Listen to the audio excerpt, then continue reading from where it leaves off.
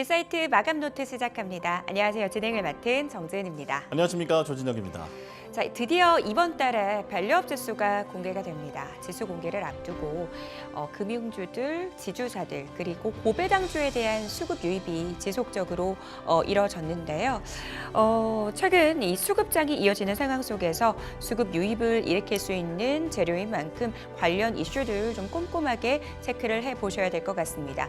이와 관련된 자세한 내용들 잠시 후 이슈 노트 시간에 추가적인 내용들 이야기 나눠보도록 하겠습니다. 거래소 쪽 분위기부터 간단하게 짚어보시죠. 간밤 뉴욕 증시가 휴장한 가운데 시장을 끌어줄 만한 뚜렷한 자료의 부재 속에서 방향성 탐색 과정 이어가고 있습니다. 현재는 약보합권에서 등락 과정 이어가고 있는데요. 수급적으로 본다면 현물 시장에서 외국인과 기관이 양매도에 나서고 있고요. 이 시각 현재 코스피 지수는 0.29% 밀린 2673선 지나가고 있습니다. 전반적으로 대형주 쪽보다는 그래도 중형주 쪽이 시장 대비 선방하고 있다는 점 확인해 보시기 바라겠습니다. 거래소 쪽 분위기 살펴봤고요. 바로 이어서 코스닥 쪽 분위기 짚어볼까요? 네, 자 코스닥은 오전 들어서는 상승을 하더니 그리고 오후부터는 하락 반전했습니다. 그 이후에는 낙폭을 계속해서 키워가고 있는데 자 지금 0.6% 정도 빠지면서 764포인트 지나가고 있습니다. 자 요즘 거래 대금이 너무 없다 보니까 시장도 이렇게 쉽게 방향을 바꾸는 게 아닌가 싶은데요. 자 요즘에는 반도체, 2차 전지, 제약 바이오 이 세 가지 얘기를 주로 했는데 오늘은 어떤 녀석이 갈까 싶어서 면밀히 살펴봐도 예전만큼 어떤 뚜렷한 방향성을 보여주지는 않습니다. 자, 대신에 테마만 주목을 받고 있는데 우선 화장품주가 오랜만에 불기둥을 뿜고 있고요. 순환매 흐름 속에서 오늘은 내 차례다 하면서 손을 드는 것 같습니다. 자, 이후에도 토큰 증권 관련주도 상승하고 있는데 이런 테마들 앞으로도 계속 갈 수 있는 부분들인지 오늘 투자 전략 함께 세워보시기 바랍니다. 딜사이트 TV 마감노트 필기 시작합니다.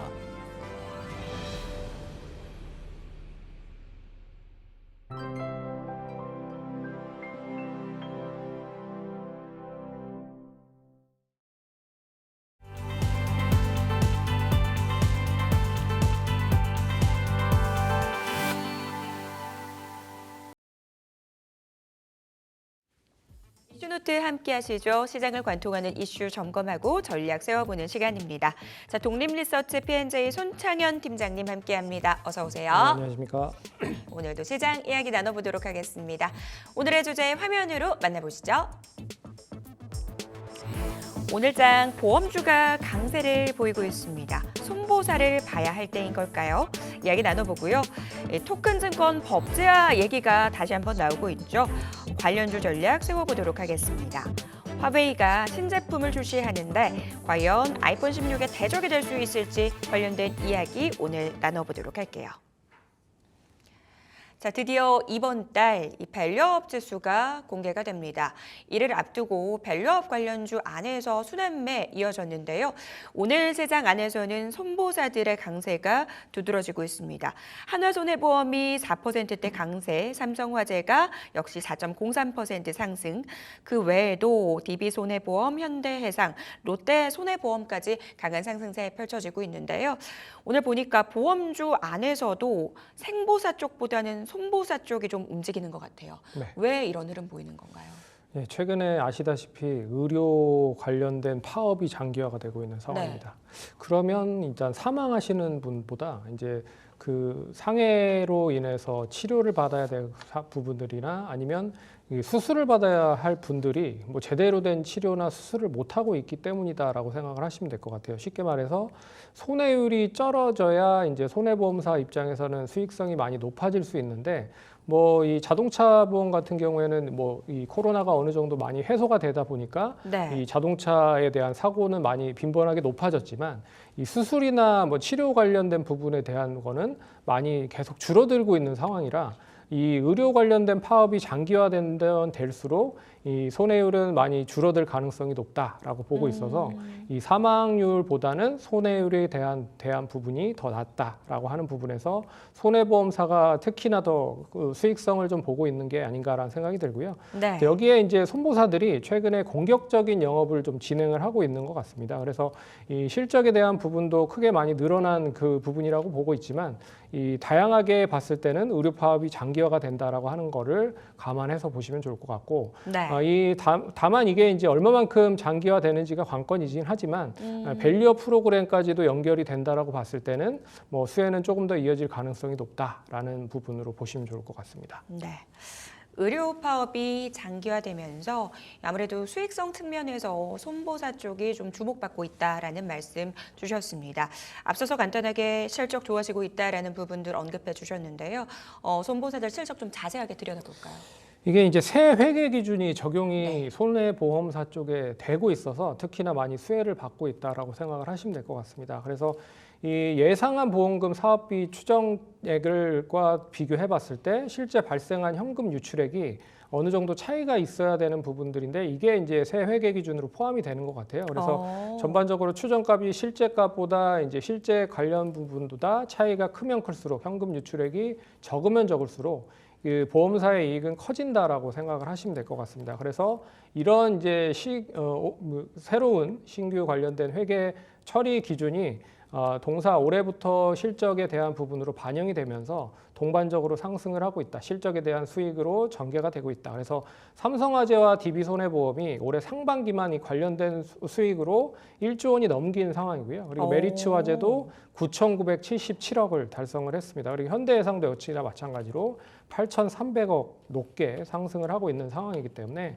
이 뭐 예실차 관리가 이루어지면서 실적에도 긍정적인 영향을 미쳤다라고 볼 수가 있을 것 같고 더불어서 뭐 생명보험이 뭐 단기적으로 좀 조정을 받고 있는 상황도 손해보험사를 좀 크게 상승으로 연결시킬 수 있는 하나의 요인이 아니었나라고 보시면 좋을 것 같습니다. 네. 호실적 퍼레이드를 내놓고 있는 손보사들의 실적 내용들 좀 자세하게 들여봤습니다. 이 밸류업 프로그램 관련돼서 사실 금융주 안에서의 순환매가 확인이 되고 있습니다. 처음 시작은 은행주였죠. 근데 최근 들여다보면 은행주는 좀 상승세가 주춤하고 증권주나 보험주 쪽으로 그 매기가 좀 이어지는 모습 확인되고 있는데요. 우리가 이 밸류업 관련주들 안에서 어떤 쪽을 좀 더 자세하게 봐야 될까요? 이게 금리를 인하를 한다라는 이제 컨센이 나오고 나서 스탠스가 나오는지에 따라서 이제 관련된 종목들에 대한 차별화가 더 이어지고 있다라고 생각을 하시면 될 것 같아요. 그래서 9월에 금리 인하를 한다라고 하는 거를 감안을 해보면 그 전에 은행주들이 먼저 상승을 했다라고 보시면 될 것 같고요. 반면에 시간이 가면 갈수록 금리 인하에 대한 시간이 앞당겨지면 될수록 이 은행주들에 대한 부분은 결국엔 금리 인하를 하면 은행주 관련돼서는 실적에 대한 우려가 뭐 이어질 가능성이 높기 때문에 은행주들이 전반적으로 조정을 먼저 받았다라고 생각을 하시면 될 것 같고 최근에 은행주들이 조정을 받으면서 상승을 하고 있는 쪽이 있습니다. 바로 증권 쪽이랑 그리고 보험사 쪽이라고 생각을 하시면 될 것 같아요. 보험사 쪽에서도 앞에서 얘기해드렸지만 뭐 손해보험 관련된 부분과 그리고 생명보험 관련된 업체들에 대한 움직임이 더 크게 있다라고 생각을 하시면 될 것 같아서 이 순환매적인 흐름을 잘 눈여겨보시면서 대응을 하시면 좋을 것 같다라고 보시면 될 것 같고 특히나 최근 이 주가 추이를 보더라도 오늘 주가 추이가 단기적인 고점 부근에 근접해 있는 손해보험사들 그리고 생명보험사들이 많습니다. 그래서 이 굵직한 실적을 바탕으로 했을 때 실적 대비한 가격적인 매력도 높다라고 볼 수 있어서 저는 뭐 시장 규모가 어느 정도 크고 대표적인 종목들인 손해보험 쪽에서 삼성화재 그리고 현대해상을 좀 관심 있게 보면 좋지 않을까 그렇게 좀 언급드리겠습니다. 연준 내 9월 금리 인하가 거의 기정사실화된 분위기죠. 이에 따른 이 예대 마진에 대한 우려가 부각되면서 밸류업 관련주 내에서 은행주는 최근 좀 주춤한 흐름을 보이고 있습니다. 보험주 안에서 실적 대비 가격적인 매력이 부각되고 있는 삼성화재, 현대해상을 관심주로 꼽아주셨으니까요. 투자에 참고해 보시기 바라겠습니다. 자, 토큰 증권 테마로 가보도록 하겠습니다. 오늘장 안에서 토큰 증권 관련주들 급등을 하고 있습니다. 이게 사실 처음 나온 얘기는 아닌데요. 법제화에 대한 기대감, 시장 안에서 이야기가 나오고 있습니다. 움직이는 종목들을 보니까 갤럭시아 SM, K옥션, 뱅크웨어 글로벌, 서울옥션 이런 종목들이 움직이던데요. 그런데 사실 토큰 증권이 뭔지도 좀 잘 헷갈리더라고요. 이게 가상화폐랑 뭐가 다른 거예요?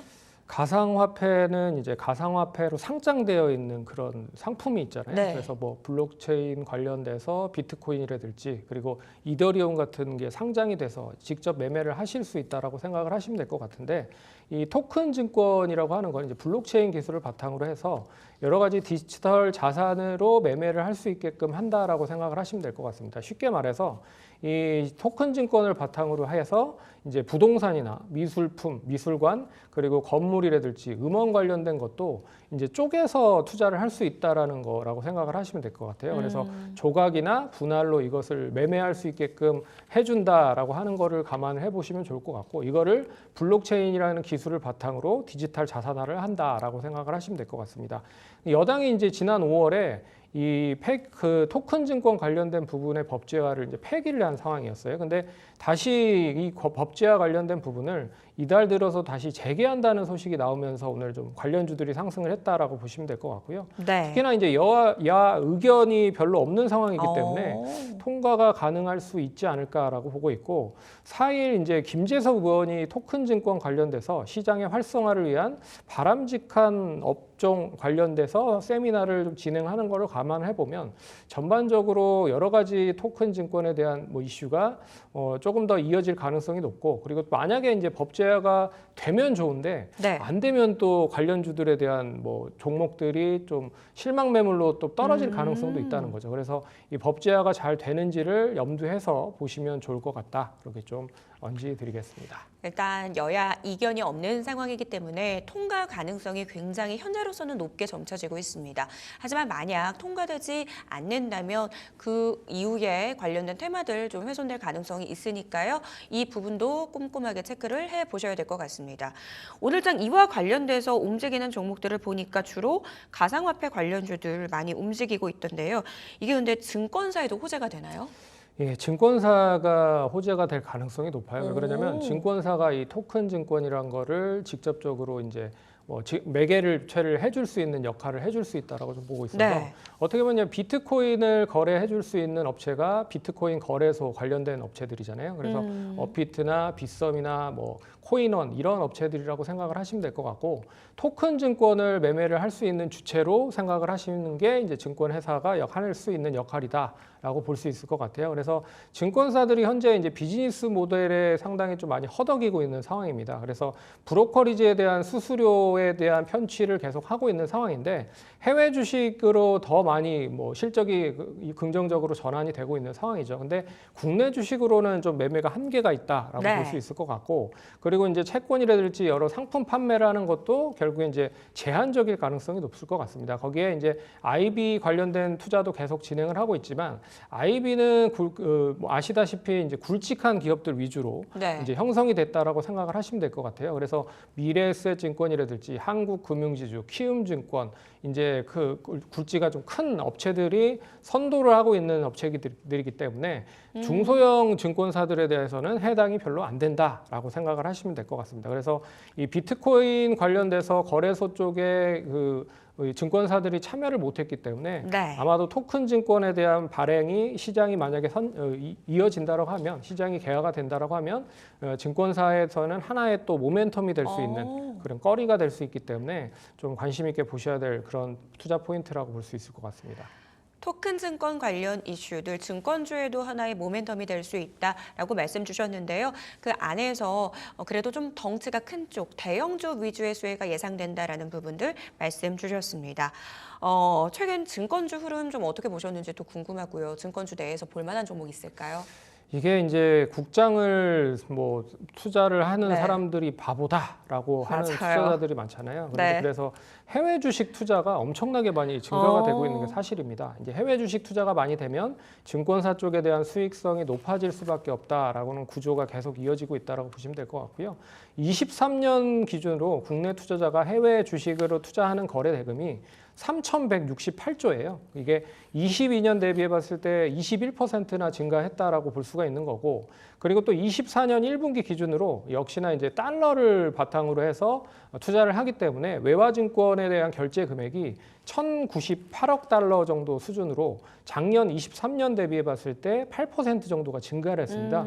이런 거를 감안해 보면 결국 해외 주식의 투자가 계속 확대가 되고 있는 건 사실이다라고 네. 볼 수 있기 때문에 긍정적이지만 그래도 이게 어느 정도 이 엔비디아가 또에 대한 매도세가 많아지고 있고 그리고 이 빅테크 관련주들이 고점에서 조정을 받기 시작을 하고 있기 때문에 국내 투자자들도 결국에는 투자를 회수를 하고 있는 경우가 많다라고 볼 수 있어서 이런 것도 유념해서 보시면 좋을 것 같고요. 네. 반면에 이제 토큰 증권 관련돼서 이슈가 될 수 있는 부분 는 역시나 이제 큰 기업들이라고 좀 볼 수가 있을 것 같습니다. 그래서 PF 쪽 관련된 가장 손해가 적었었던 삼성증권이 일단 눈여겨 볼 필요가 있을 것 같고요.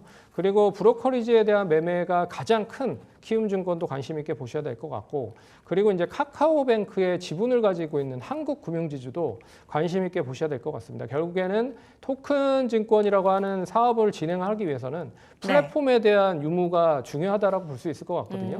근데 한국금융지주가 2대 주주, 카카오뱅크의 2대 주주로 있기 때문에 카카오와의 협업을 통한 그런 토큰 증권에 대한 사업도 진행을 할 가능성이 높다라고 하는 거를 감안을 해보면 이런 종목들을 한번 유념히 지켜보시면 좋지 않을까 그렇게 좀 언급드리겠습니다. 요즘 서학개미 분들이 굉장히 늘어나면서 증권사의 수익이 개선되고 있다라는 부분들 말씀 주셨어요. 증권주 내에서 관련 이슈와 관련해서 좀 볼만한 종목 PF 리스크가 적은 삼성증권 얘기를 해주셨고요. 더불어서 이 카카오뱅크 지분 갖고 있는 한국금융지주도 볼만하다라고 이야기 나눠봤습니다. 스마트폰 쪽으로 넘어가 보도록 할게요. 아이폰 신제품 공개와 관련돼서 최근에 이 관련주들의 급등이 있었습니다. 애플의 첫 AI 폰이라는 점에서 시장의 관심이 굉장히 뜨거웠는데 오늘장 보니까 또 관련주가 살짝 조정을 받고 있더라고요.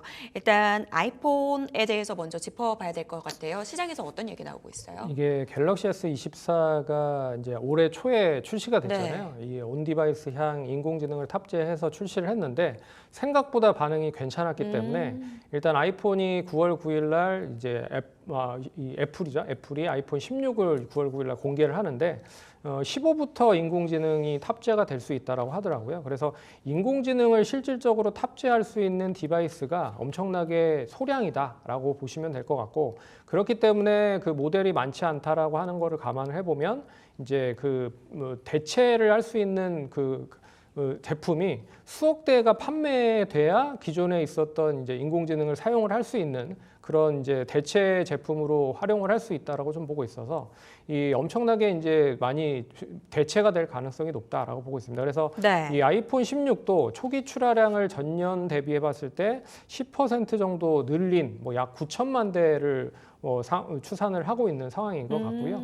그렇기 때문에 이제 9월 9일 날 어떤 이제 반향이 나올지는 모르겠으나 인공지능 관련된 탑재한 그 두 번째 폰이라고 하는 거를 감안을 해보면 갤럭시 S24 버금갈 수 있는 프리미엄을 받을 가능성이 높다라고 눈여겨보셔야 될 것 같습니다.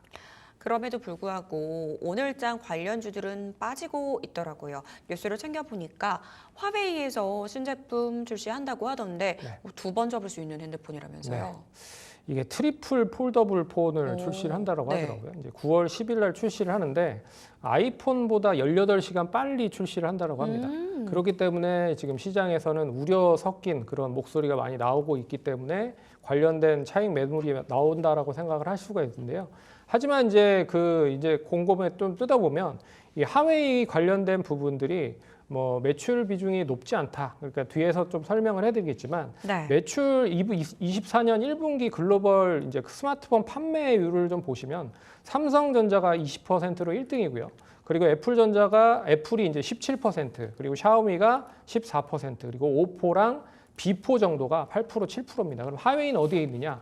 여기에 포함이 되어 있지 않는다는 거죠. 그래서 6위권, 7위권 속해 있기 때문에 그렇게 비교를 할 수 있을 만한 구성군 자체가 없다라고 보시면 될 것 같고, 폴더블 폰을 만드는 데 있어서는 내수적으로 한계가 있다라고 생각을 할 수 있을 것 같습니다. 왜 그러냐면 이 폴더블 관련된 특허는 대부분 삼성과 애플이 많이 포함을 하고 있기 때문에 네. 과연 이게 해외 쪽으로도 얼마만큼 판매가 될 수 있을지를 한번 눈여겨 보셔야 될 것 같다. 그래서 쉽게 판매가 되지 않을 가능성이 높다라고 보고 있어서 네. 오늘에 대한 이런 그 관련주들에 대한 하락은 수급적인 측면으로 매도를 불러서 하락을 하는 게 아닌가라는 생각이 들고 있어서요. 그런 거를 잘 눈여겨 보시면 좋을 것 같습니다. 센티 측면에서 하락을 이끌었다라고 말씀 주셨습니다.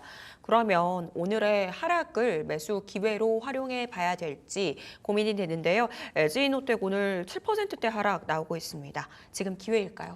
제가 봤을 때는 뭐 나쁘지 않을 것 같습니다. 어. 왜 그러냐면 앞에서도 다 얘기를 해드렸지만 네. 하웨이 관련된 그런 매출 자체가 그렇게 높지 않다. 글로벌적으로 봤을 때 시장 점유율 자체도 높지 않고 그리고 이제 중국 내에서는 판매를 할 수 있는 게 높다라고 보고 있지만 이 기본적으로 중국 말고는 해외 쪽으로는 판매가 별로 되지 않고 있다라고 하는 게 뭐 첫 번째라고 볼 수 있을 것 같고 그리고 네. 폴더블 폰의 특허 관련된 부분도 눈여겨 보셔야 될 것 같다. 그래서 뭐 LG이노텍이나 오늘 빠지고 있는 LG향 그리고 애플 관련된 밸류체인 종목들은 단기적으로 9월 9일까지 이제 재료가 소멸이 되기 때문에 관련 9월 9일에는 떨어질 가능성이 높지만 미리 네. 떨어진다라고 하면 관련 이슈가 좀 부각이 되면서 어떻게 보면 재료가 소멸이 아니라 소멸이 됐을 때 더 상승을 했을 그런 타이밍으로도 보실 수 있을 것 같아서 오늘 매도는 좀 넌센스적인 부분이다라고 보면서 대응을 하면 좋을 것 같습니다. 애플 밸류체인 관련주들 좀 눈여겨서 보자라는 부분들 말씀 주셨습니다. 오늘 방산 쪽도 이야기 한번 나눠보도록 하겠습니다. 이 상반기에 사실 K방산 상당히 좋았습니다. 역대급 수출을 기록하면서 실적도 좋았고 그만큼 주가도 가졌었죠. 여기에 이제 폴란드에서 열리는 국제 방위 산업 전시회에서 추가 수주를 도전한다라는 뉴스가 오늘 또 나왔더라고요. 장 초반에 현대로템이 강하다가 지금은 좀 상승 탄력이 둔화됐습니다. 방산주 이야기 나눠보도록 할 텐데요. 사실 국제 정세가 혼란한 게 아이러니하게도 이 방산주에게는 호재잖아요. 네. 최근에 국제 정세는 좀 어떤가요? 이게 뭐 언제 끝날지는 네. 도무지 모르겠습니다. 그래서 뭐 하마스와 이스라엘 휴전 얘기가 계속 스멀스멀 올라오고 있긴 한데 이제 과연 언제 휴전을 할지도 잘 모르겠고 그리고 러시아 우크라이나 관련돼서도 뭐 언제 종전을 할지 휴전 협정을 할지도 아직까지도 모르겠다. 그래서 이제 결국에는 이제 글로벌 증시가 처음에는 네. 이 전쟁 난다 그리고 뭐 지정학적인 리스크가 발표가 됐을 때마다 좀 출렁이었었던 게 있습니다. 근데 지금은 아주 내성이 쌓여서 별 그렇게 반응이 없다라고 생각을 할 수가 있을 것 같아서 일단 이 기본적으로 국내 쪽 관련된 종목들은 이제 수주향으로 움직이고 있다라고 볼 수가 네. 있어서 뭐 이 지정학적인 거에 대한 부분은 무더워지고 있고 이 수주에 대한 모멘텀으로 좀 지켜봐야 될 필요가 있지 않을까 그렇게 좀 말씀드려보도록 하겠습니다. 지정학적 리스크보다는 수주 모멘텀에 좀 초점을 두고 종목 골라보자라고 말씀 주셨어요. 그럼 방산주 내에서 좀 어떤 종목 보고 계신 거 있으세요? 일단 방산 관련된 사업만이 아니라 네. 다르게 이제 고루고루한 사업을 진행을 하고 있는 업체가 좀 긍정적으로 보일 수 있을 것 같습니다. 왜 그러냐면 이제 그 휴전이 만약에 나온다라고 하면 상관이 없는데 이제 휴전이 안 나온다라고 하면 이제 관련주들이 방산주들 같은 경우에는 떨어져 버릴 가능성이 네. 높거든요. 그렇기 때문에 제가 봤을 때는 여러 가지 사업들을 진행을 하고 있지만 특히나 뭐 현대로템 같은 그런 업체들은 이제 방산뿐만 아니라 뭐 자주포에 들어가는 여러 가지 뭐 방산 부품을 공급을 하기도 하지만 이제 기차 관련된 부분, 네. 전동 기차 관련된 부분에 대한 이 스트레일 수혜도 계속적으로 이어지고 있기 때문에 좀 눈여겨 보시면 좋을 것 같고요. 그리고 또 풍산도 마찬가지라고 생각을 하시면 될 것 같습니다. 여러 가지 철강 관련된 그런 부품들에 대한 수혜가 이어지고 있지만 동사가 방산에 포함이 되고 있는 거는 여러 가지 포탄이라든지 뭐 총알 같은 걸 만드는 업체거든요. 그렇기 네. 때문에 그런 거를 감안해서 보시면 방사는 조금 교집합적으로 얻어 같이 연결이 돼서 움직이는 종목들이 좀 더 관심 있게 보시면 좋지 않을까 그렇게 좀 말씀을 드려보도록 하겠습니다. 사실 지정학적 리스크는 우리가 컨트롤할 수 있는 부분이 아닙니다. 때문에 방산 플러스 알파가 있는 기업을 중심으로 지켜보자라고 말씀 주셨는데요. 뭐 철도 산업 같이 영위하고 있는 현대로템이라든지 풍산 안에서 기회 찾아보자라고 정리해 보도록 하겠습니다. 자, 오늘 장 이슈노트 손창현 팀장님과 함께 이야기 나눠봤습니다. 오늘 도움 말씀 감사합니다.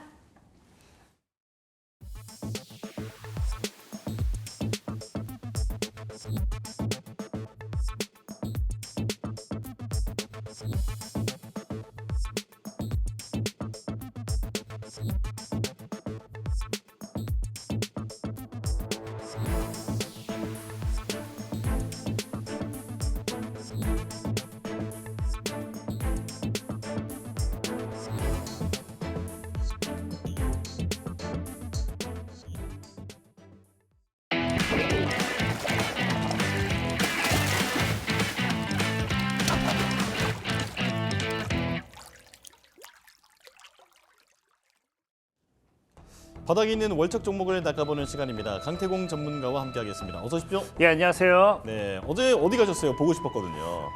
개인적으로 바쁜 일정 좀 많습니다. 원래 뭐 그렇죠. 알겠습니다. 아니, 전문가님, 9월이 이제 보통 좀 수익률이 안 좋다, 시장이 안 좋다 이렇게 알려져 있는데 이런 시장은 또 이제 강태공 전문가에게는 어떤 뭐 낚시터다 이렇게 볼 수 있을까요? 저는 뭐 늘 그래요. 시장이 안 좋을 때일수록 뭐 사실 뭐 그렇죠. 워런 버핏도 그렇고 뭐 세상에 있는 뭐 부호들은 다 시장이 안 좋을 때 투자를 했지 시장이 좋을 때 투자를 했던 사람들은 지금 이 방송을 보고 있는 시청자 여러분들처럼 계좌가 똑같을 수밖에 없습니다.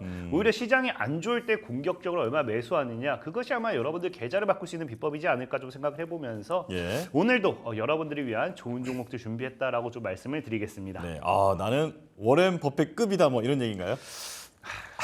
한국에서 안 태어났으면 더 컸을 건데 국장이 좀 어렵네요. 유쾌해서 정말 좋습니다. 자, 첫 번째 종목 이제 볼게요. 자, 키워드부터 띄워주실까요? 왜 이렇게 기억을 못해요? 야, 벌써 기대가 됩니다. 어떤 말입니까? 제가 이렇게 시청자 여러분들에게 막 많이 설명도 드리고 종목을 추천드리면은 네.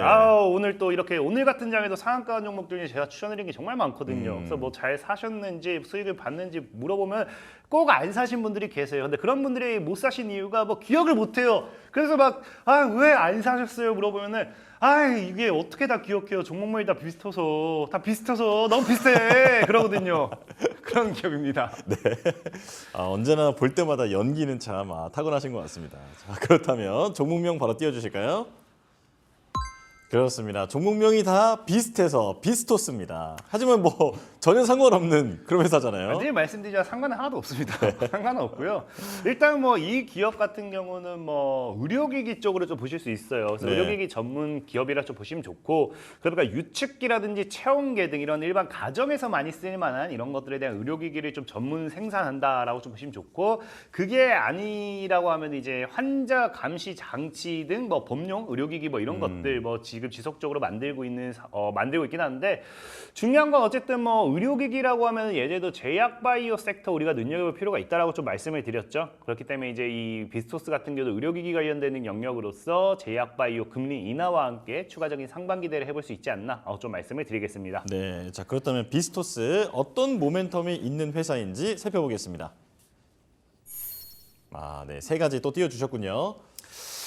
일단은 이게 사실 뭐 비스토스다라고 이야기하면은 뭐 이거를 많은 분들이 이게 굳이라고 생각할 수도 있는데, 보다시피 우리 이제 현재 윤석열 대통령님이 지금 뭐 하고 있습니까?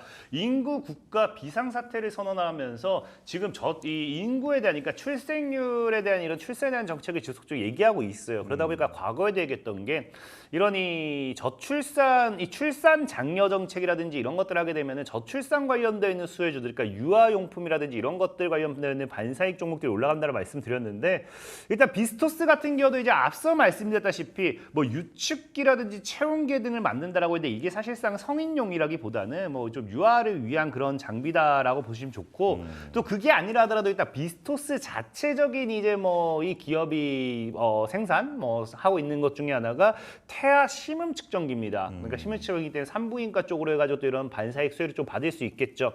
그러다 보니까 뭐 이런 부분도 얼마든지 저출산 관련된 것도 엮일 수 있고, 사실 제일 중요한 거는 이 비스토스라는 종목이 최근에 이제 FDA 또 승인을 받았어요. 근데 이게 뭐냐고 하면은 이 ADHD 치료 기기입니다. 그러니까 우리 뭐 유한양행이라든지 뭐 이런 것들만 본다 하더라도 일단 FDA 승인 받았다 이런 것 자체가 뭐 작은 이슈는 아니다라고 좀 생각을 해보고 있는데, 중요한 거는 뭐다? 앞서 얘기했다시피 이제 ADHD 뭐 치료 관련돼 있는 FDA 승인 기기인데, 중요한 거는 뭐 이 ADHD라는 게 물론 성인도 있어요. 성인도 있지만 뭐 애초에 뭐 유아기 때부터 뭐 어릴 때부터 이런 것들을 잡지 못했던 게 성인으로 연결되는 경우도 크고요.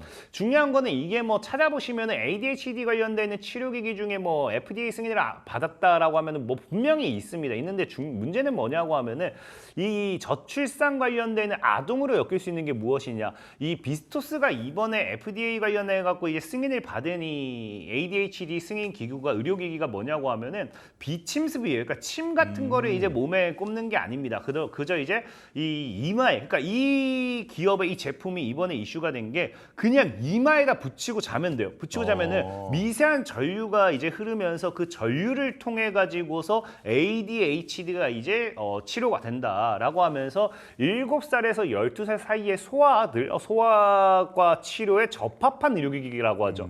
그러니까 이런 이 방금 얘기했던 것처럼 성인용이 아니라 어쨌든 아동에 좀 더 적합하게 되면서 유아용, 뭐 아동용 이런 것들이 결국에 저출산 관련돼 있는 반사익 참 재밌어요. 이 저출산 관련돼 있어가지고 정부에서 해주는 정책 관련돼 있는 반사익이 아니라 제가 아까도 얘기했지만 이미 우리나라 주식 시장 안 했고 제가 해외에서 막 태어나가지고 해외 주식을 했으면서 이미 워런 버핏이 뛰어넘었다는 게 뭐냐. 방금 얘기했던 것처럼 분명히 정부에서는 저출산 정책을 내걸고 있는데 그 저출산 정책에 대한 반사익이 아니라 결국에 어쨌든 아이가 늘어나니까 아이를 통한 소비가 증진될 거고 그럼 소비가 증진되니까 뭐 기저귀가 잘 팔릴 거다 뭐 이런 것들과 참 뭐 이상하게 또 이상이 테마주가 형성이 되거든요. 네. 그러다 보니까 비스토스 같은 경우도 사실 뭐 저출산 관련해서 왜 이게 직접적인 수혜주냐라고 하면 할 말은 없습니다. 할 말은 없지만 우리나라 국내 주식시장은 그래요. 이렇게 어쨌든 의료가 되었든지 뭐가 되었든지 유아에 엮이면은 출산율이 증가했을 때 이런 유아 시장에서 이런 시장 실적이 증가할 수밖에 없다라고 하면서 이 관련 수들이 또 움직인다라고 보시면 좋고요. 자, 두 번째로는 이제 뭐 뉴럴링크 관련되어 있는 우리 다 알 거예요. 머스크 이제 CEO의 뉴럴링크 이제 뇌에다가 이제 칩을 이식한다라고 그렇죠. 해가지고 참. 사실 저도 이런 걸 보면 볼 때마다 미래가 무섭기도 하고 좀 뭐 그렇긴 한데 이미 이거를 임상을 진행한다라고 할 만큼 뭐 기술력이라는 부분에 대해서 뭐 굉장히 많이 시장에서 이슈가 나오고 있어요. 최근에 보면 파킨슨병 걸린 환자가 이 뉴럴링크 칩을 머리에 심고 실제로 이제 자신의 메시지를 컴퓨터 화면에 띄우기도 하고 맞습니다. 예, 그러더라고요. 그러면서 사실 그 당시에 또 이슈가 됐던 게 비스토스라는 기업이에요. 그러니까 이 비스토스라는 기업이 진짜로 말도 안 되게 이제 아까 방금 말한 것처럼 막 온몸이 마비가 됐어도 괜찮고 그냥 진짜 뭐 이 칩을 싣다 보니까 이 BCI 기술이라고 해요. 방금 얘기했던 거 칩을 싣고 뇌파를 통해서 어딘가에 이제 컴퓨터라든지 이런 것들, 그러니까 이 뇌 컴퓨터 그 컴퓨터가 그냥 접속한다는 거겠죠. 뇌 그 통해 가지고. 그래서 이런 것들이 활용되면서 이게 BCI 기술이라고 하는데 중요한 거는 이 BCI 기술 중에 하나가 이제 또 이제 침수평이 있어요. 이제 침을 이렇게 꼽는 게 있고 또 비침수평이 있어요. 근데 이 비침수평 중에서도 반사익을 받는 게 또 방금 말씀드렸던 이 비스토스라는 기업입니다. 비스토스라는 기업 자체가 이 BCI 기술의 비침수평을 활용한 이런 것들 기반한 제품을 뭐 직접적으로 만든다라고 뭐 하기보다는 이런 것들이 직접 다변화가 되면서 지금 이 비스토스라는 기업이 이슈를 받을 수 있다라고 이제 이야기를 할 수 있습니다. 그래서 방금 아까 얘기했던 것처럼 제가 실질적으로 사지 마비가 됐던 환자에게 이걸 적용해 가지고 활용되고 있다라는 이런 사례가 보고가 되면서 그 당시에도 비스토스라는 기업이 충분히 상승했던 모멘텀이 있습니다. 그러다 네. 보니까 이 BCI라는 게 사실은 뭐 뉴럴링크 뭐 인간 뇌세포 뭐 이런 머리 뇌 이식칩만 생각하는데 이 기술 자체가 사실 로봇과 인간과 연계가 되는 부분도 있기 때문에 AI 시대에 있어서 앞으로의 시장 성장 흐름이 나와준다고 하면 거기에 대한 반사익도 받아볼 수 있다라고 좀 말씀을 드리고 싶어요. 네. 근데 제일 중요한 건 이제 또 늘 얘기했잖아요. 주식이라는 거는 추세를 많이 따라간다 했어요. 그러다 보니까 이제 이 비스토스라는 종목이 차트를 보면서 우리가 설명드렸을 때 하방 추세대를 이미 돌파했기 때문에 상방에 대한 기대가 좀 나온다라고 보시면 좋아요. 근데 다만 일단 이건 제가 이후에 좀 설명드리겠지만 이 갭이 뜨긴 했어요. 그래서 갭 아래로 좀 들어오면 좋은 거고 어쨌든 보면은 비스토스라는 종목이 지금 뭐 하고 있다? 이 하방 추세대를 돌파했다라는 겁니다. 하방 추세대를 돌파한 상태에서 여러분들이 지금 느끼고 계신지는 모르겠지만 이 차트를 봤을 때는 저점대를 높이면서 올라가고 있다라고요. 하방 추세 돌파 이후에 저점을 봤을 때 저점을 조금씩 돌파하면서 높이면서 올리고 있다라고 보셔야 되고요.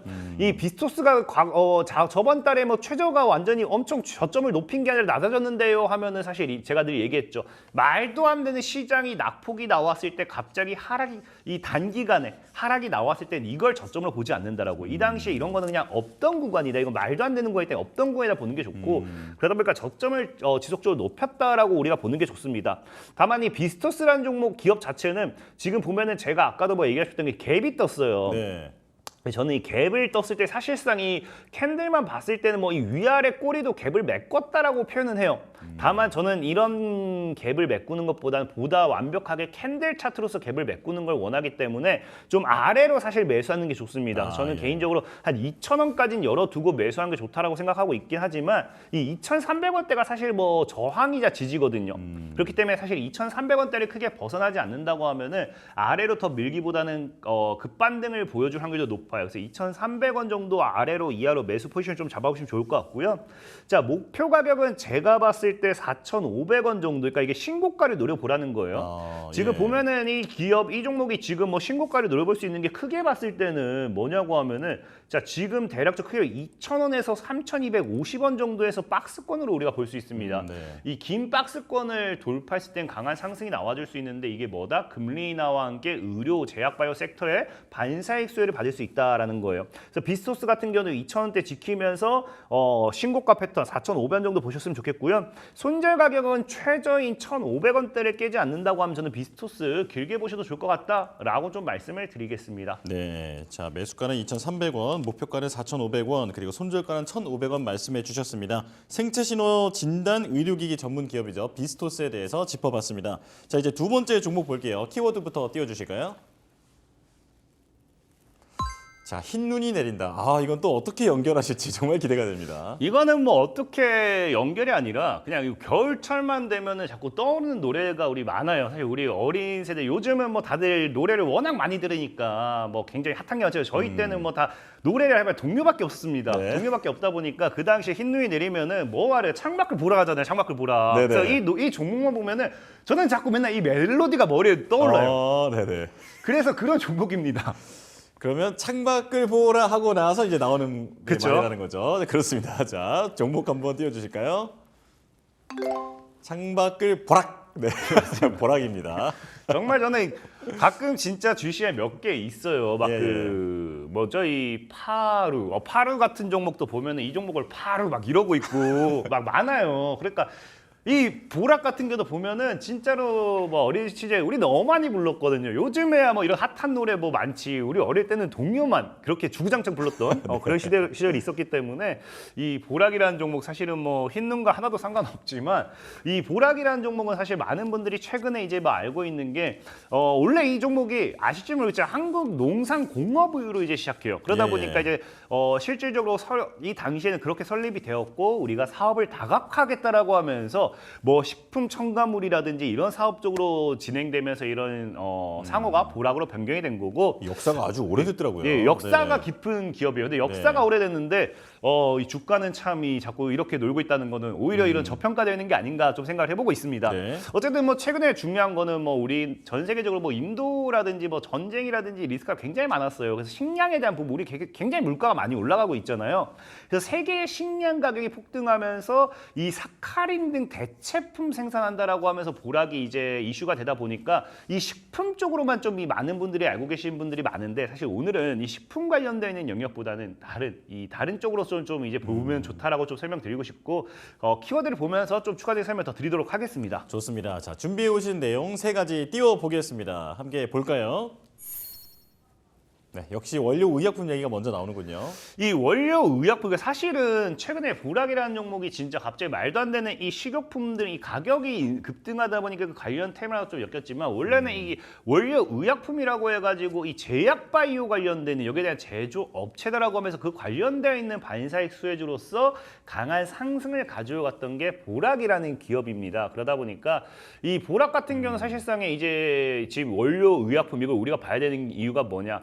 제가 전에도 얘기했지만 지금 최근에 이제 삼성바이오로직스라든지 유한양행 이런 외국인들의 수급들이 굉장히 좋아요. 지금 이제 금리 인하에 대한 기대와 함께 가장 이 베스트로 꼽히는 것 중 하나가 제약바이오 시장입니다. 그럼 제약바이오 시장인데 이 금리 인하에서 제약바이오에 대한 모멘텀과 함께 제약바이오주들이 상승을 생각해 본다라고 하면은 예전에도 당장 2017년도에 또 제약바이오 열풍이 있었거든요. 그 당시에도 나중에 차트를 보면서 설명드리겠지만 보락이라는 종목이 뭐 5배, 6배 뭐 이렇게 올라가는데 그 당시에도 이제 저희도 얘기했지만 제약 바이오 랠리가 나오면요. 이 기업이 뭐 하는지 안 중요해요. 이 기업이 뭐 어떤 임상을 진행하고 있고 어떤 제품을 판매하고 있고 어떤 의약품이라든지 어떤 이 사업에 있어서 뭐 FDA 승인이라든지 어떤 치료제라든지 백신이나 이런 것들이 많지만 이게 하나도 안 중요합니다. 그냥 제약 바이오로 엮일 수 있으면 올라갔던 게 보락이어서 보락 같은 경우도 사실상 그 당시 셀트리온이라든지 뭐 이런 다양한 이 제약 바이오주들이 움직이고 나서 더 이상 오를 게 뭐 없을까 했더니 원력 의약품 관련되어 있는 반사 이익, 반사 수혜를 받을 수 있다라고 하면서 보락이 후발주로 올랐던 종목 중 하나입니다. 그렇기 때문에 이번에도 아마 금리 인하 이후에 추가적인 이 제약주들의 상승이 나와준다라고 하면은 보락이라는 종목이 충분히 움직이기 좋다라고 좀 생각해 보고 있고요. 예. 그리고 제가 전에도 말씀드렸지만 어쨌든 제약 바이오와 별개로 제약 바이오 관련되어 있는 업체들이 대다수 의약품 이런 거 만드는 업체들이 이제 화장품 쪽으로도 다 찔러본다라고 말씀을 드렸어요. 네. 줄기세포를 연구하고 있는 기업이 줄기세포로 상처를 뭐 치료하고 뭐 이런 걸 할 수는 없어. 당장 할 수는 없어도 줄기세포로서 이 피부에 도움되는 그런 화장품을 만드는 건 굉장히 쉽거든요. 그러다 보니까 사실상 이 대다수의 의약품, 제약품 회사들이 제약 회사들이 이런 화장품 쪽도 많이 사업을 병행하는 건데 이 보락 같은 경우도 화장품 원료 관련되는 생산을 진행하고 있기 때문에 뭐다? 우리가 K-뷰티 관련되어 있는 사업에 있어서도 분명하게 발사익을 받으려고 하면 받을 수밖에 없는 기업이 보락이다라고 좀 생각하시면 좋아요. 네. 그러다 보니까 지금 사실 뭐 굉장히 모든 것들이 모멘텀이 받쳐주는 게 화장품도 그렇고 제약 바이오도 그렇고 최근에 이제 여러분들이 뭐 찾아보시면 알겠지만 물론 제약 바이오가 극과 극입니다. 극과 극인 게 정말로 지금 뭐 삼성바이오로직스라든지 유한양이라든지 이런 기업들은 잘 나가요. 근데 이와 별개로 진짜 아직도 그냥 저 밑에 그냥 거의 바닥을 기고 있는 제약주들이 많습니다. 그래서 사실 그래서 별개이긴 하지만 중요한 거는 그런 별개 속에서도 이 보락이라는 기업은 여기 나와 있지만 뭐합니다? 상반기에만 영업이익이 3배가 증가됐어요. 그러다 보니까 이 보락이라는 종목의 차트를 보시면 아시겠지만 보통 이 주가가 무너지는 이유는 첫 번째는 테마성이 이제 사라졌다든지 두 번째는 테마도 사라졌지만 실적조차도 받쳐주지 못한다라고 하면은 이 주가의 하락으로 연계가 됩니다. 그러다 보니까 보락 같은 경우는 아마 이런 이 두 가지 모두 다 적용돼서 봐야겠죠. 테마도 받쳐주지 못하고 실적도 없었던 기업이다 보면 좋은데 이런 보락이 지금 뭐한다? 영업이익이 작년 상반기 대비 3배가 증가했을 만큼 실적이 개선됐다는 거는 이거는 향후 이제 뭐 제약 바이오 관련되어 있는 종목들이 올라갈 때 여기서 또 우리 그런 거 많이 하잖아요. 뭐 2차 전지주도 급등할 때도 옥석 가리기라 해가지고 무조건 2차 전지주가 아니라 실적이 받쳐주는 그런 기업을 사야 된다 이런 것들 많이 하거든요. 그래서 보락 같은 경우도 제약 바이오 시장에서 실적과 함께 추가적인 상방에 대한 흐름이 나와줄 수 있는지 좀 지켜봐야 된다라고 좀 말씀을 드리고요. 네. 자 마지막으로 이제 뭐 보락이라는 종목이 그냥 진짜 기술적으로서 반등 구간이라 생각을 해요. 그래서 우리가 차트를 보면 아시겠지만 자 과거에도 제가 아까 얘기했던 구간이 이 구간이죠. 2017년도부터 제약바이오 랠리가 나왔을 때 1,000원대 있던 종목이 4,000원대까지 약 5,000원까지 약 5배 정도는 올라갔습니다. 뭐 저 바닥 대비한다고 하면 7, 8배도 올라가긴 했지만 중요한 거는 그런 보락이라는 종목이 지금 뭐다. 지금 보면 역사적으로 강했던 저항 자리가 강했던 저항 자리가 대략적으로 1,000원에서 1,500원 자리였어요. 그러다 보니까 과거 이 1,500원을 한번 터치했을 때는 반등이 나왔고요. 이번에도 반등이 나왔다 무너졌는데 이번에 뭐한다? 1,000원을 터치했다고 하면 1,000원에서 또 기술적인 반등이 나올 확률이 굉장히 크다라는 겁니다. 그래서 보락 같은 경우도 지금 자리에서 뭐 해보자. 1,100원 아래서는 하방 추세로서 잡아보시면서 좀 여유롭게 주워다면 될 것 같고요. 네, 매수가. 네, 저는 이제 개인적으로 2,500원 정도까지 목표가를 열어두시면 될 것 같고 손절 가격은 900원 정도까지 보시면 좋을 것 같다라고 좀 말씀을 드리겠습니다. 네, 자 매수가는 1,100원, 목표가는 2,500원 이상 그리고 손절가는 900원으로 짚어주셨습니다. 주가를 보니까 2018년 6월에 4,000원대 찍은 이후에 6년째 쭉 내려가고 있는데 기술적 반등을 노려볼 타이밍인 것 같다. 이렇게 정리를 해보겠습니다. 자 그러면 예전에 좀 보여주셨던 종목 요즘에는 잘 가고 있는 게 있는데 핑거입니다. 최고가 기준으로 26% 수익률을 기록했는데요. 자, 추가 전략 들려주실까요? 핑거 같은 경우도 오늘장에 뭐 상한가를 가졌죠. 물론 뭐 추가적인 갭이 나올 겁니다. 분명히 제가 얘기했지만 이 기업이 뭐 하는 기업이다는 안 중요했습니다. 굉장히 외우기 쉽게 설명됐어요. 핑거도 뭐라 해서 손가락을 핑거라고 했잖아요. 그쵸, 예. 그러니까 손가락 이거 얼마나 외우기 쉬워요. 그냥 이런 거 외웠다 사면 되는 거고 지금 어쨌든 현재 자리에서 저항을 맞는 자리인데 상한가를 만들었기 때문에 내일장에 갭을 뜬다고 하면 차익을 조금은 진행하신 게 게 좋아요. 차익을 진행한다 하더라도 이 8,000원대를 크게 이탈하지 않는다라고 하면은 추가적으로 12,000원까지는 상방으로 열린 자리이기 때문에 다시 한번 수익은 축하드리겠다 말씀을 드리겠습니다. 그러면 이제 홀딩 의견이신 거죠? 네, 맞습니다. 네, 자 그러면 또 하나 짚어볼게요. 리튬 포어스인데 최고가 기준으로는 29% 수익률이 나왔습니다. 자 이것도 좀 들려주실까요? 리튬 포어스도 이제 좀 시작하는 차트라 볼 수 있겠죠. 이 종목 같은 경우도 얼마나 외우기 쉽게 설명됐으니까 리튬을 내가 포어스 얼마나 쉬워요. 그러니까 여러분들은 외우기만 하면 됩니다. 그냥 강태공 전문가 뭐 살아야 뜨라가 아니라 그냥 이거 정말 머리에 그냥 박히는 그런 기업들이고 리튬 포어스 같은 경우도 리튬 관련된 반세가 봤을 때 굉장히 최저다라고 좀 말씀을 드렸는데 네. 지금 일단 2평대를 올라탔기 때문에 2평대를 안 깨는 게 중요해요. 그래서 지금 보면은 62평대가 대략적으로 지금 자리에서 보면 한 2,800원 정도거든요. 그래서 2,700원에서 800원대를 깨지 않는다라고 하면은 그 다음 장기 평대가 4,500원 정도까지 열려 있기 때문에 4,500원 정도까지는 지켜보셔도 괜찮을 것 같다라고 말씀을 드리겠습니다. 자 이것도 홀딩 이제 의견이신 네. 거죠? 네, 맞습니다. 네, 알겠습니다. 자 오늘 두 종목 그리고 또 다른 두 종목에 대해서도 AS까지 진행을 해봤습니다. 자 여기서 인사드리도록 하겠습니다. 강태공 전문가와 함께했습니다. 고맙습니다. 감사합니다.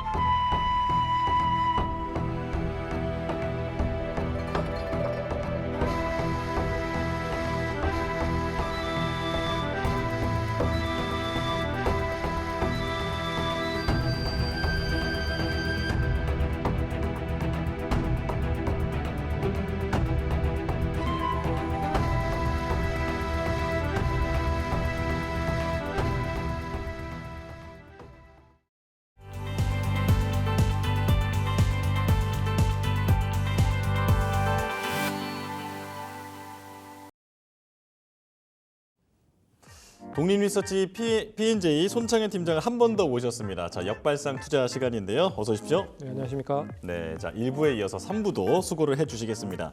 자 그러면 첫 번째 리포트 바로 열어볼게요. 신세계 푸드를 가지고 오셨는데요. IBK 투자증권의 리포트입니다. 목표가는 58,000원이 유지 의견이 나왔습니다. 2018년 이후 분기 사상 최대 실적을 기록했다. 단체 급식 대규모 사업장 수주 그리고 식수 증가. NBB 노브랜드 버거잖아요. 가맹점 비중 확대 따른 이익 증가 효과, 설탕, 밀가루 등 원가율 안정 추세 이렇게 얘기를 했고 58,000원의 유지 의견이 나왔습니다. 자 어제는 농심을 짚어주시면서 K푸드가 인기가 여전하다 짚어주셨는데 오늘은 같은 식품주지만 이게 내수 중심의 종목이잖아요. 신세계푸드 어떤 이유로 가져오셨을까요? 이게 이제 코로나로 인해서 단체 급식이 엄청나게 많이 줄어들었잖아요. 근데 최근 들어서 이제 회복기에 접어들고 있는 상황입니다. 뭐 예전만 못하지만 그래도 조금씩 늘어나고 있고 신세계 푸드도 이제 단체 급식 관련된 부분에 뭐 모멘텀을 좀 가질 수 있다라고 볼 수 있을 것 같고 네.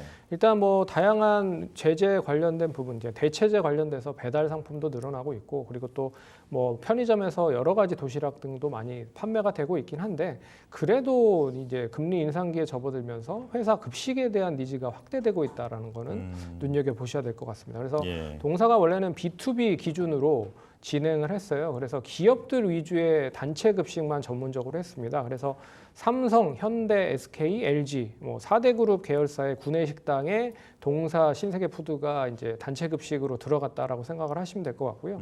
최근에 삼성 SDS 그리고 네이버, 하나에어로스페이스나 여의도 브라이튼에 있는 그런 부분으로 이제 확대가 되고 있는 상황입니다. 근데 예. 좀 눈여겨 보셔야 될 게 뭐냐면 2022년 5월부터 시작을 해서 단지 내 커뮤니티 식음 시설에 뭐 운영을 하고 있다라는 거죠. 그래서 요새 좀 굵직굵직한 큰 업체, 큰 아파트들을 보시면 프리미엄 아파트입니다. 거기에 이제 급식을 주로 많이 담당을 하고 있는 업체들이 생긴다는 거죠. 그래서 네. 그런 업체들이 신세계 푸드 같이 그렇게 하나 둘 개씩 많이 이제 늘어나고 있는 상황이다. 그래서 B2B 쪽 단체 급식에서 B2C 아파트나 여러 가지 이제 실버타운, 요양원 그런 쪽으로 B2C에 대한 부분들이 늘어나고 있다. 그렇기 때문에 이런 것도 하나의 투자의 모멘텀으로 좀 보면 좋지 않을까 보고 있고 단체 급식에 대한 투자에 대한 것도 한번 엿보면 좋을 것 같아서 가지고 왔다라고 보시면 될 것 같습니다. 예, 학교 같은 어떤 급식 시장만 보는 게 아니라 B2C 확장성에 대해서 설명을 해주셨는데요. 그렇다면 리포트 내용을 좀 자세히 들여다보도록 하겠습니다. 예, IBK 투자증권에서 나왔고요. 이게 58,000원 매수 유지를 했다라고 이제 리포트에는 제시가 됐습니다. 제목 보시면 이제 기업 가치 상승 시그널이 포착이 됐다라고 보고 있고요. 첫 번째 단락 2분기 실적 리뷰에 대한 부분을 보면 추정치에는 부합이 됐다. 그래서 연결 기준 매출액으로는 3,939억을 기록을 했고요. 그리고 영업이익은 97억을 기록을 했다. 근데 해외 법인 손실액을 감안했을 때도 영업이익이 102억 원으로 추산이 되고 있기 때문에 2008년 이후에 분기 사상 최대 실적을 기록을 했다라고 보고 있습니다. 그래서 2분기에 긍정적인 실적을 낼 수 있었던 이유를 좀 네 가지로 이제 구성을 했는데요. 첫 번째는 단체 급식 규모에 대한 사업장 수주가 계속 늘어나고 있다. 그래서 식수가 증가되고 있고요. 그리고 비효율 사이트를 정리를 했다. 그래서 돈이 되는 쪽에 대한 그런 단체 급식만 남겨놓고 나머지는 정리를 했다라고 생각을 하시면 될 것 같습니다. 그리고 노브랜드 버거도 마찬가지인 것 같아요. 직영점에 있어서 어느 정도 돈이 되는 쪽은 철수를 하고 하지만 이제 가맹점 비중을 늘렸다라고 하는 거는 좀 눈여겨 보셔야 될 것 같아요. 그래서 자체적인 비용을 들여서 직영점을 만들었지만 비용이 많이 들어가고 수익성이 낮은 쪽은 이제 폐쇄를 했고 가맹점 비중을 늘렸다라고 하는 거는 계속 프랜차이즈로 넓혀서 이 비용에 대한 부분을 줄이면서 수익을 확대했다라고 생각을 하시면 될 것 같고요. 그리고 세 번째는 이제 수입 과일 관련돼서 실적에 대한 성장도 눈여겨 봐야 된다라고 하는 첫 번째 단락에 포인트로 볼 수가 있을 것 같고요. 두 번째는 하반기 실적 개선이 지속이 되고 있다. 그리고 중장기적인 성장 모멘텀을 확보를 했다라고 보고 있는 부분입니다. 그래서 실적 개선 추세 전망을 보면 노브랜드 쪽 가맹점이 출점이 비중 확대에 따라서 기여도도 계속 확대가 되고 있다라고 보고 있고요. 그리고 설탕이나 밀가루 등의 원가율이 어느 정도 안정이 되고 있어서 비용적인 부분으로 이제 세이브를 좀 할 수 있다라는 구성으로 볼 수가 있을 것 같고요. 그리고 그룹 내 유통망이 계속 확대가 되고 있다. 그래서 노브랜드 채널망이 계속 증가가 되고 있고요. 거기에 따른 공급 매출도 증가가 되고 있다라고 보고 있습니다. 그리고 마지막으로는 역시나 외식 물가 상승에 있어서 경기 둔화에 따라서 단체 급식에 대한 식수가 계속 증가가 될 가능성이 높다라고 보고 있습니다. 그래서 상반기는 이제 베이커리 관련된 부분도 좀 부진했다라고 보고 있지만 원가율 부담과 공급 채널 관련된 폐점에 따른 영향이 적용이 됐고요. 그리고 하반기에는 주요 원재료가 안정이 될 수 있을 거라고 보고 있어서 여러 가지 부분에서 이제 비중 확대나 그리고 인력 효율화도 진행을 한다라고 하면 더 좋은 그런 실적을 예상을 해볼 수 있지 않겠느냐라고 리포트에 나와 있는 것 같습니다. 예. 지금 말씀을 들어보니까 전체적으로 비용 효율화가 아주 잘 진행이 돼서 그 이후에 이제 성장 모멘텀으로 작용할 수 있다라고 리포트에 나와 있는 것 같은데요. 자, 그렇다면 리포트 바깥의 이야기도 들어보겠습니다. 예, 동사 이제 식자재 유통도 전문적으로 하고 있는 상황이에요. 네. 거의 식자재 유통과 홈밀 리플레이스먼트라고 해서 이제 대체 관련된 음식 부분, 도시락 같은 거 그리고 여러 가지 제품을 판매가 많이 늘어나고 있다라고 생각을 하시면 될 것 같습니다. 거기에 이제 베이커리 쪽과 급식 쪽 그리고 외식 쪽 관련된 부분의 매출 구성으로 나눌 수가 있는 것 같은데 이제 스타벅스나 푸드류에 들어가는 제품도 동사가 납품을 하고 있다라고 생각을 하시면 될 것 같고요. 거기에 이제 대형마트나 할인점에서도 납품하고 있는 채소나 축수산, 과일 등도 동사가 공급을 하고 있다라고 보시면 됩니다. 그래서 식자재 유통 관련된 부분도 동사가 계속 매출이 늘어나고 있다라는 건 좀 눈여겨 보셔야 될 것 같고요. 특히나 이제 동사가 여러 가지 부분에서 계속 투자를 하고 있는데 좀 각광을 좀 공을 들이고 있는 쪽이 있습니다. 그게 바로 대체 식물, 그러니까 대체 식품 관련된 부분인 것 같아요. 그래서 이 동사 대체 식물이라고 하는 베러미트라고 하는 브랜드를 동사가 만들었는데요. 이 대체 식품이 결국에는 이제 동물성 단백질을 이용을 하지 않고 식물성 단백질을 이용을 해서 이제 대체 식품을 만든다라고 생각을 하시면 될 것 같습니다. 그래서 친환경적인 부분들이 있고요. 여러 가지 최근에는 햄이라든지 핫도그 그리고 만두, 미트볼 등 다양한 제품들을 이제 관련된 베러미트 브랜드로 이제 판매를 계속 늘리고 있는 상황이고요. 농림축산부에서 대한식품 관련돼서 시장 자체가 21년에는 약 5,900억 시장이었는데 이게 26년 뭐 내후년에 보면 2조 1,600억으로 시장이 엄청나게 늘어날 거다라고 얘기가 나오고 있어서 대안 관련된 식물성 푸드도 동사가 좀 공을 들이고 있는 것 중에 하나다라고 볼 수 있기 때문에 이런 것도 좀 눈여겨보시면 좋을 것 같습니다. 네. 비용 효율화 그리고 이제 대한푸드 시장에 본격 진출하는 성장 모멘텀에 대해서 짚어주셨습니다. 자, 그렇다면 이제 목표가를 여쭤볼 텐데요. 58,000원 유지 의견이었는데 가격 어떻게 보십니까? 정말 뭐 그렇게 나쁘지 않고 저렴하다라고 볼 수가 있을 것 같아요. 네. 이게 어제 가격 기준으로 수익성적인 부분을 평가를 해보면 이 뭐 6.6배 수준입니다. 그리고 목표가 54,000원을 제시를 하는 가격을 보더라도 10.6배 정도 수준이기 때문에 그렇게 가격적으로는 높지 않다, 상당히 저렴하다라고 볼 수 있을 것 같고요. 동사가 이제 보유하고 있는 자산 관련된 부분만 해도 한 3천억이거든요. 근데 동사 지금 시가총액 보시면 1,500억 정도 내외이기 때문에 그것만 보더라도 PBR 자체가 0.46배입니다. 그래서 최근에 밸류업 얘기를 하고 있지만 뭐 이런 종목들이 결국엔 밸류업 관련돼서 우선순위로 좀 꼽혀야 되는 종목이 아닐까라는 생각이 들고 예. 그리고 목표가 역시나 PBR 보더라도 0.69배입니다. 그러면 앞에서 목표가가요? 네. 네. 그렇기 때문에 1배 수준 밑에라는 거죠. 그렇기 아. 때문에 뭐 상당히 좀 저렴한 가격이다라고 볼 수 있을 것 같고요. 예. 근데 이거 더 재미있는 건 뭐냐면 이 월봉상 보시면 예. 21년도에 주가가 나름 괜찮았었거든요.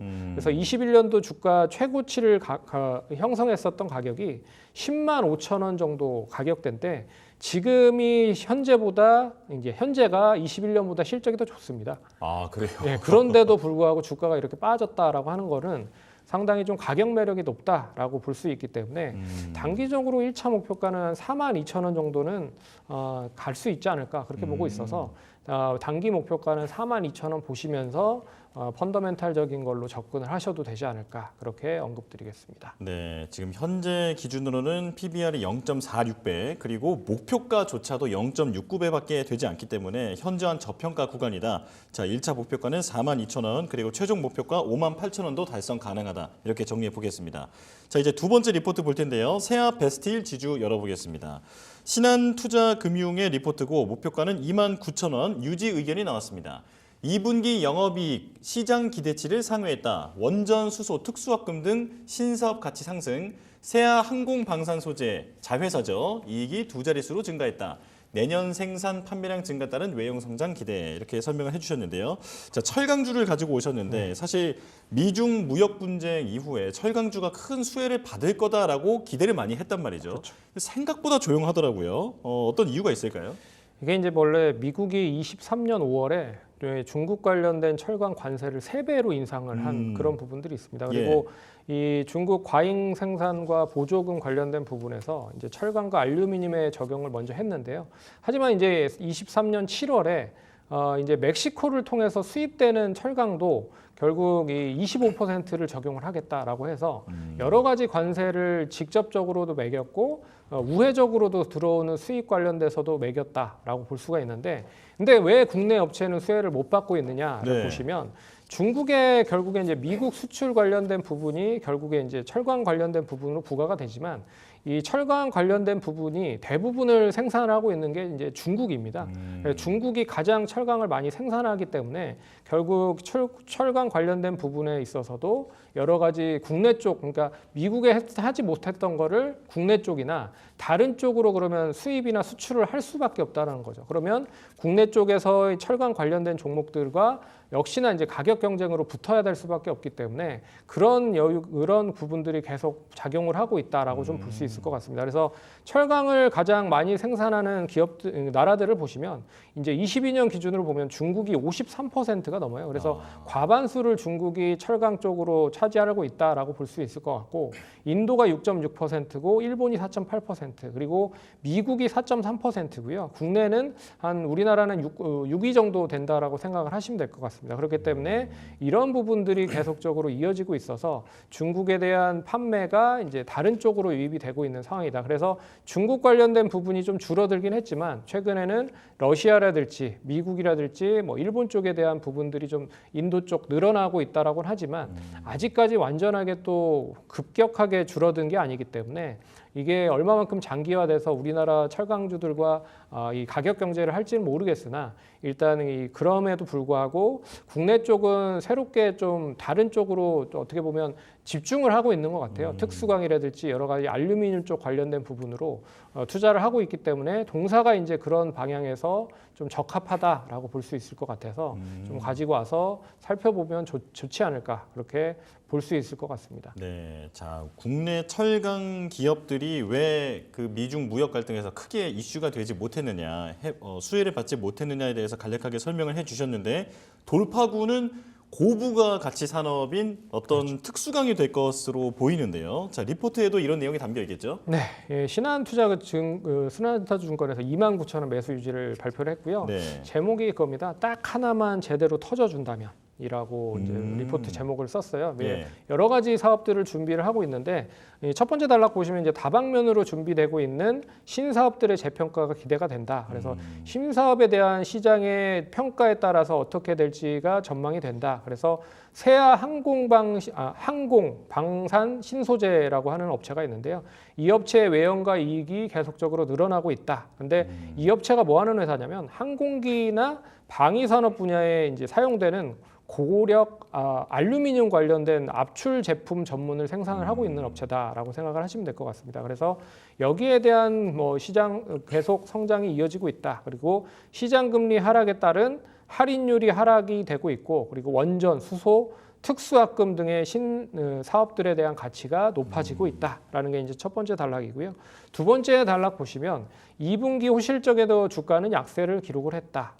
본업에서의 큰 폭의 증익은 어려울 전망이다라고 얘기를 했습니다. 그래서 2분기 실적을 보시면 일단 실적은 기대치를 상회하는 영업이익을 기록을 했다. 그래서 실적 컨센은 470억을 기록을 했는데 646억의 실적을 달성을 했기 때문에 컨센보다는 높았다. 근데 주가는 그럼 왜 이렇게 약한 모습을 보이는 거냐라고 하는 이유를 발표를 했습니다. 보시면 이제 철강 판매량이 감소를 할 건데 3분기 실적에 대한 우려가 계속 이어질 가능성이 높을 것 같다. 그래서 하반기에는 실적이 우려가 될 가능성이 높을 것 같고, 그리고 2분기 판매량이 전방 산업의 부진으로 이제 수입산에 대한 저가 공세 영향도 없지 않아 있다라는 거. 그리고 당초 기대와 달리 전분기 대비 1.5% 감소를 했다라는 것도 이유 같습니다. 그리고 여름 휴가와 추석 연휴 때문에 이 3분기에는 조업 일수가 많이 줄어든다. 그렇기 때문에 2분기보다 판매량이 줄어들 거라고 예측을 했고요. 그리고 철 스크랩, 어떻게 보면 이제 그 철 많이 사용을 하고 난 이제 찌꺼기 관련된 부분인데요. 이 부분도 니켈 관련된 부분과 원자재 가격이 높아졌다라고 하면 이런 스크랩 관련된 거야 높아질 수 있는데, 원재료 가격이 낮아지다 보니까 뭐 약세로 좀 전환됐고 판매 단가도 당연히 떨어질 수밖에 없다. 그래서 뭐 이런 주된 요인 하락에 대한 이유로 발표를 하고요. 하반기에 대한 부분은 그러면 어떻게 될 것이냐. 그래서 3분기에는 424억, 그리고 4분기에는 530억 정도에 대한 영업이익을 달성을 할 것이다 라고 보고 있습니다. 그래서 3분기보다는 4분기가 좀 늘어날 수 있다라고 보고 있고요. 단기간 내에 수요가 이제 회복을 하기에는 어려운 상황인 것 같다. 하지만 25년에는 생산과 판매량 증가에 따른 외형 성장도 기대를 할 수 있을 것이다 라고 보고 있어서, 그리고 고정비 절감 효과도 있을 것 같고요. 그래서 여러 가지 부분을 보면 이익에 대한 증가가 올해 상반기보다는 하반기보다는 내년이 더 좋아질 것이다 라고 리포트에는 언급하고 있는 것 같습니다. 네. 이익에 대한 증가가 상반기보다 하반기, 그리고 하반기보다는 내년, 이때 더 좋아지는데 리포트 제목처럼 적혀 있었던 것처럼 하나만 제대로 터져준다면 자 그게 터질 수 있는 상황인지 리포트 바깥에 있는 이야기도 들어보겠습니다.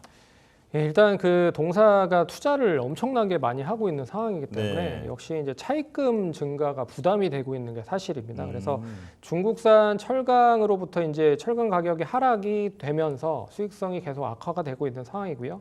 올해 상반기 공장 가동이 이제 일시적인 중단을 했기 때문에 관련돼서도 좀 역시 이어지는 모습들이 보였지만 24년 6월까지 연결 기준으로 봤을 때는 9,600억 원의 총 차입금이 발생이 됐습니다. 이게 작년에 8,844억보다 한 8.5%가 늘어났다라고 보고 있는데 이런 부분을 어떻게 재원을 만들었느냐 이제 재고 자산을 소진을 시켜서 기존에 있었던 제품을 많이 판매를 해서 현금성 자산을 2,266억까지 만들었다라고 보고 있는데 이제 세아 창원 특수강을 이제 25년 상반기까지 그리고 사우디아라비아의 현지 공장을 건설 중이고요. 그리고 26년까지 미국 내 특수 합금에 대한 공장도 건설을 하고 있기 때문에 이 두 공장을 합치면 5,200억 정도의 수준으로 더 현금이 들어갈 수밖에 없다라고 보고 있어서 이제 일단 어느 정도 만들어 놓긴 했지만 추가적인 이제 자금 조달을 어떻게 할 건지도 눈여겨 보셔야 될 것 같고요.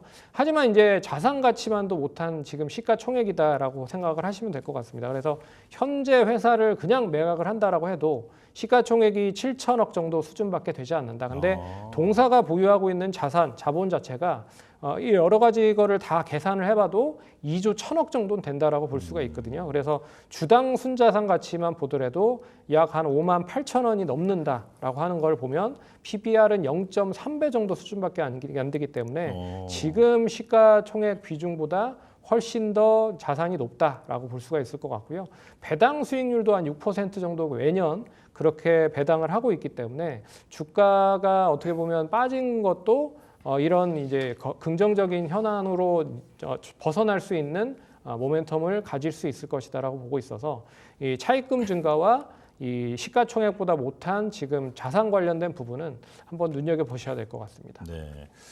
이것도 한번 말씀해 주신 부분이 좀 궁금해서 여쭤보고 싶은데 이게 자산보다 시가총액이 이렇게 현저히 작은 경우에 이거는 시장이 어떻게 보고 있기 때문에 이렇게 시총이 작게 나오는 건가요? 그래서 이렇게 밸류업 프로그램을 하는 이유가 이런 이제 자산 가치보다도 못한 시가총액을 보유하고 있는 기업들을 이제 주식을 어느 정도 주가를 높이기 위한 하나의 인위적인 방법이라고도 생각을 할 수가 어찌 보면 있는데 이제 정상화라고 볼 수 있는 그렇죠. 거죠. 예. 근데 제가 봤을 때는 이 세아 베스틸 지주가 가장 많이 하락을 했던 이유는 뭐냐면 철강 관련된 소속이 되어 있기 때문입니다. 철강이라고 하는 게 이제 굴뚝 산업이잖아요.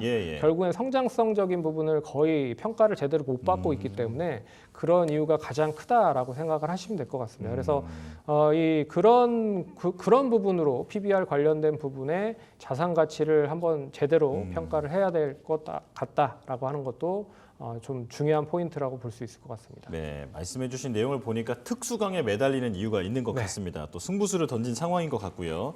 자, 그렇다면 이제 목표가 여쭤볼 텐데요. 29,000원의 목표가가 나왔는데 어떻게 보십니까?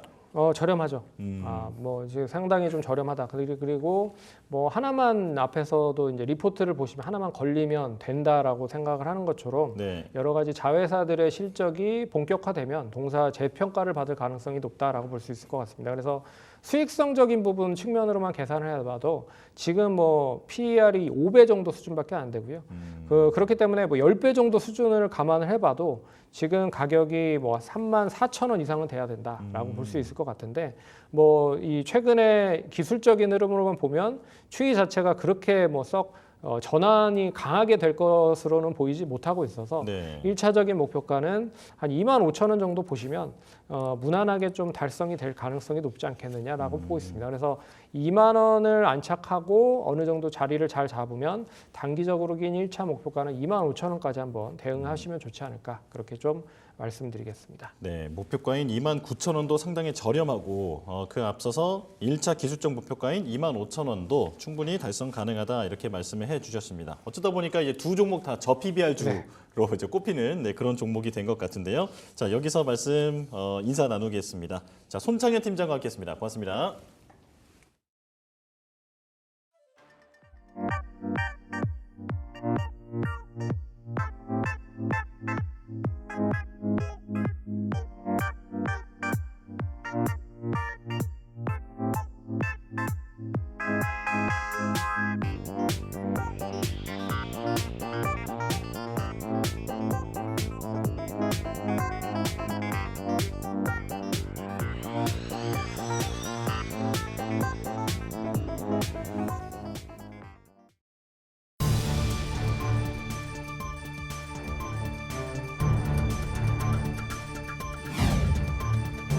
(5월 3일) 이 시각 주요 뉴스입니다.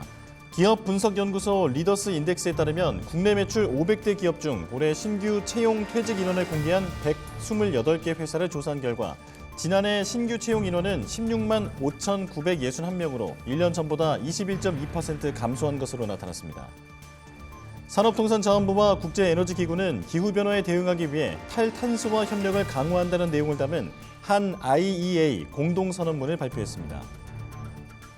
금융감독원은 최근 전자금융거래법 개정 시행 및 티몬 위메프 사태 등 이커머스 감독 수요 증가에 대응하기 위해 IT 및 지급결제 전문가를 채용한다고 밝혔습니다. 유럽 최대 자동차 업체인 독일 폭스바겐 그룹이 경영 악화를 타개하기 위해 독일 내 공장 폐쇄와 인력 구조 조정을 추진하기로 했습니다. 현대차 그룹은 오는 4일 한국, 미국, 일본 3국의 정재계 주요 리더들이 모여 정치, 경제 및 안보 등 분야 현안을 논의하는 정책 세미나인 제2회 한미일 경제 대화를 후원한다고 밝혔습니다. 서울시는 최근 그린벨트 내 토지 거래가 증가하고 있다며 부동산 투기 및 불법 행위를 차단하기 위해 9월부터 자치구와 합동으로 개발 제한 구역을 포함한 토지 거래 허가 구역의 토지 이용 실태 현장 조사에 나선다고 밝혔습니다. NH농협은행은 실수요자 중심의 가계대출 관리를 위해 오는 6일부터 2주택 이상의 다주택자에 대해 수도권 소재 주택 구입 목적의 자금 대출을 한시적으로 중단하기로 했습니다. 현대건설은 블라디미르 말리노프 불가리아 에너지부 장관을 비롯한 대표단을 만나 코즐로두이 대형 원전 건설 프로젝트 수행 및 여타 현지 사회 간접자본 구축 등에 대해 협의했다고 밝혔습니다. 이 시각 주요 뉴스였습니다.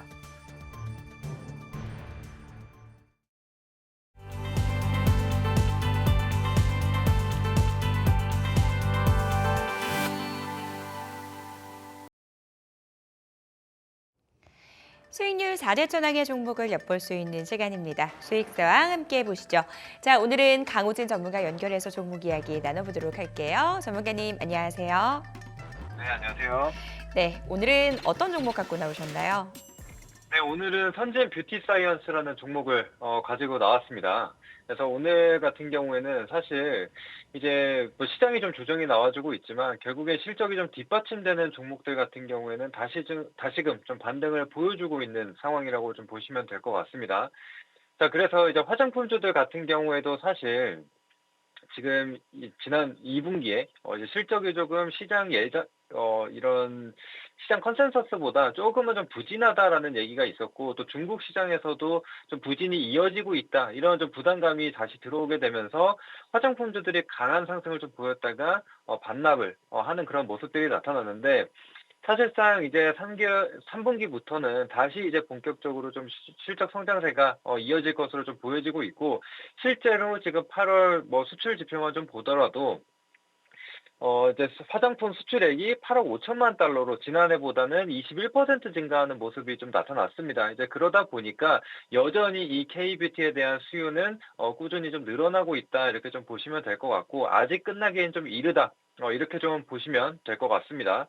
자, 그로 인해서 다시 한번 반등을 좀 기대를 해볼 수가 있는데, 이제 선진 뷰티 사이언스 같은 경우에는 사실 색조 화장보다는 이제 선케어 관련 기업이라고 좀 보시면 될 것 같습니다. 그래서 이 선케어에 들어가는 소재를 납품하는 그런 기업이라고 좀 보시면 될 것 같은데, 사실상 지금 뭐 북미 쪽에서도 그렇고 계속 이 선케어에 대한 수요가 계속적으로 좀 늘어나고 있는 상황이고, 이를 기반으로 선진 뷰티 사이언스의 실적도 굉장히 좀 좋아지고 있는 상황이라고 보시면 될 것 같습니다.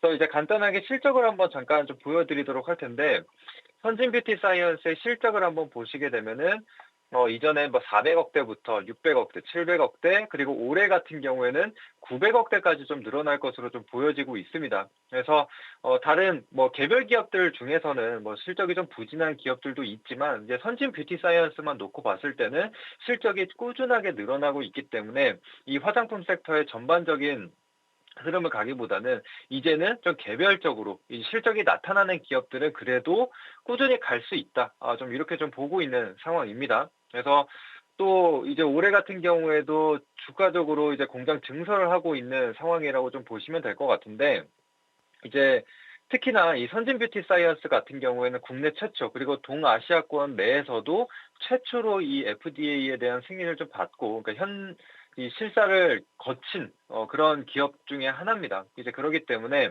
이제 추가적으로 또다시 증설을 통해서 이제 북미권 그리고 유럽권에도 계속적으로 수출이 좀 이어질 것이다라고 좀 보시면 되겠고, 그다음에 이제 선진 뷰티 사이언스 같은 경우에도 역시나 이제 중국에 대한 매출 비중이 가장 높기는 합니다. 그렇지만 다른 기타 이 화장품 브랜드를 가지고 있는 회사와는 달리 여기에 들어가는 원료나 소재를 공급하는 기업이기 때문에 영향이 좀 덜하다라고 좀 보시면 될 것 같습니다. 그래서 꾸준하게 좀 실적이 늘어날 수 있는 부분이고, 또 최근 들어서는 뭐 이탈리아나 그리고 또 추가적으로 미국에도 현지 법인을 좀 설립하는 그런 모습들을 좀 보여주고 있기 때문에 이제 해외 판로도 그리고 채널도 점점 더 늘어난다. 그래서 본격적으로 좀 탄력을 받을 수 있다. 이렇게 좀 봐주시면 될 것 같습니다. 자, 그래서 이제 외형 성장이 충분히 가능하다라고 좀 보여지는데, 차트로 넘어와서 가격 전략까지도 안내 드려보도록 할게요. 자, 지금 선진 뷰티 사이언스의 차트를 한번 보시게 되면은 올해 이제 중순에 이제 화장품주들 K-뷰티가 굉장히 큰 관심을 받으면서 큰 상승을 보였습니다. 근데 선진 뷰티 사이언스 같은 경우에는 색조 다음으로 선케어 관련주들이 뒤늦게 좀 부각을 받게 되면서 상승을 보였는데, 지금 보시더라도 상승분을 대부분 다 반납한 그런 모습을 좀 볼 수가 있습니다. 그래서 다시금 240일 이평선 구간까지도 내려와 있는 자리이기 때문에 제가 봤을 때는 실적 성장세를 통해서, 그러니까 실적 모멘텀을 가지고 이제는 다시 반등을 이어갈 수 있는 그런 구간이라고 생각을 합니다.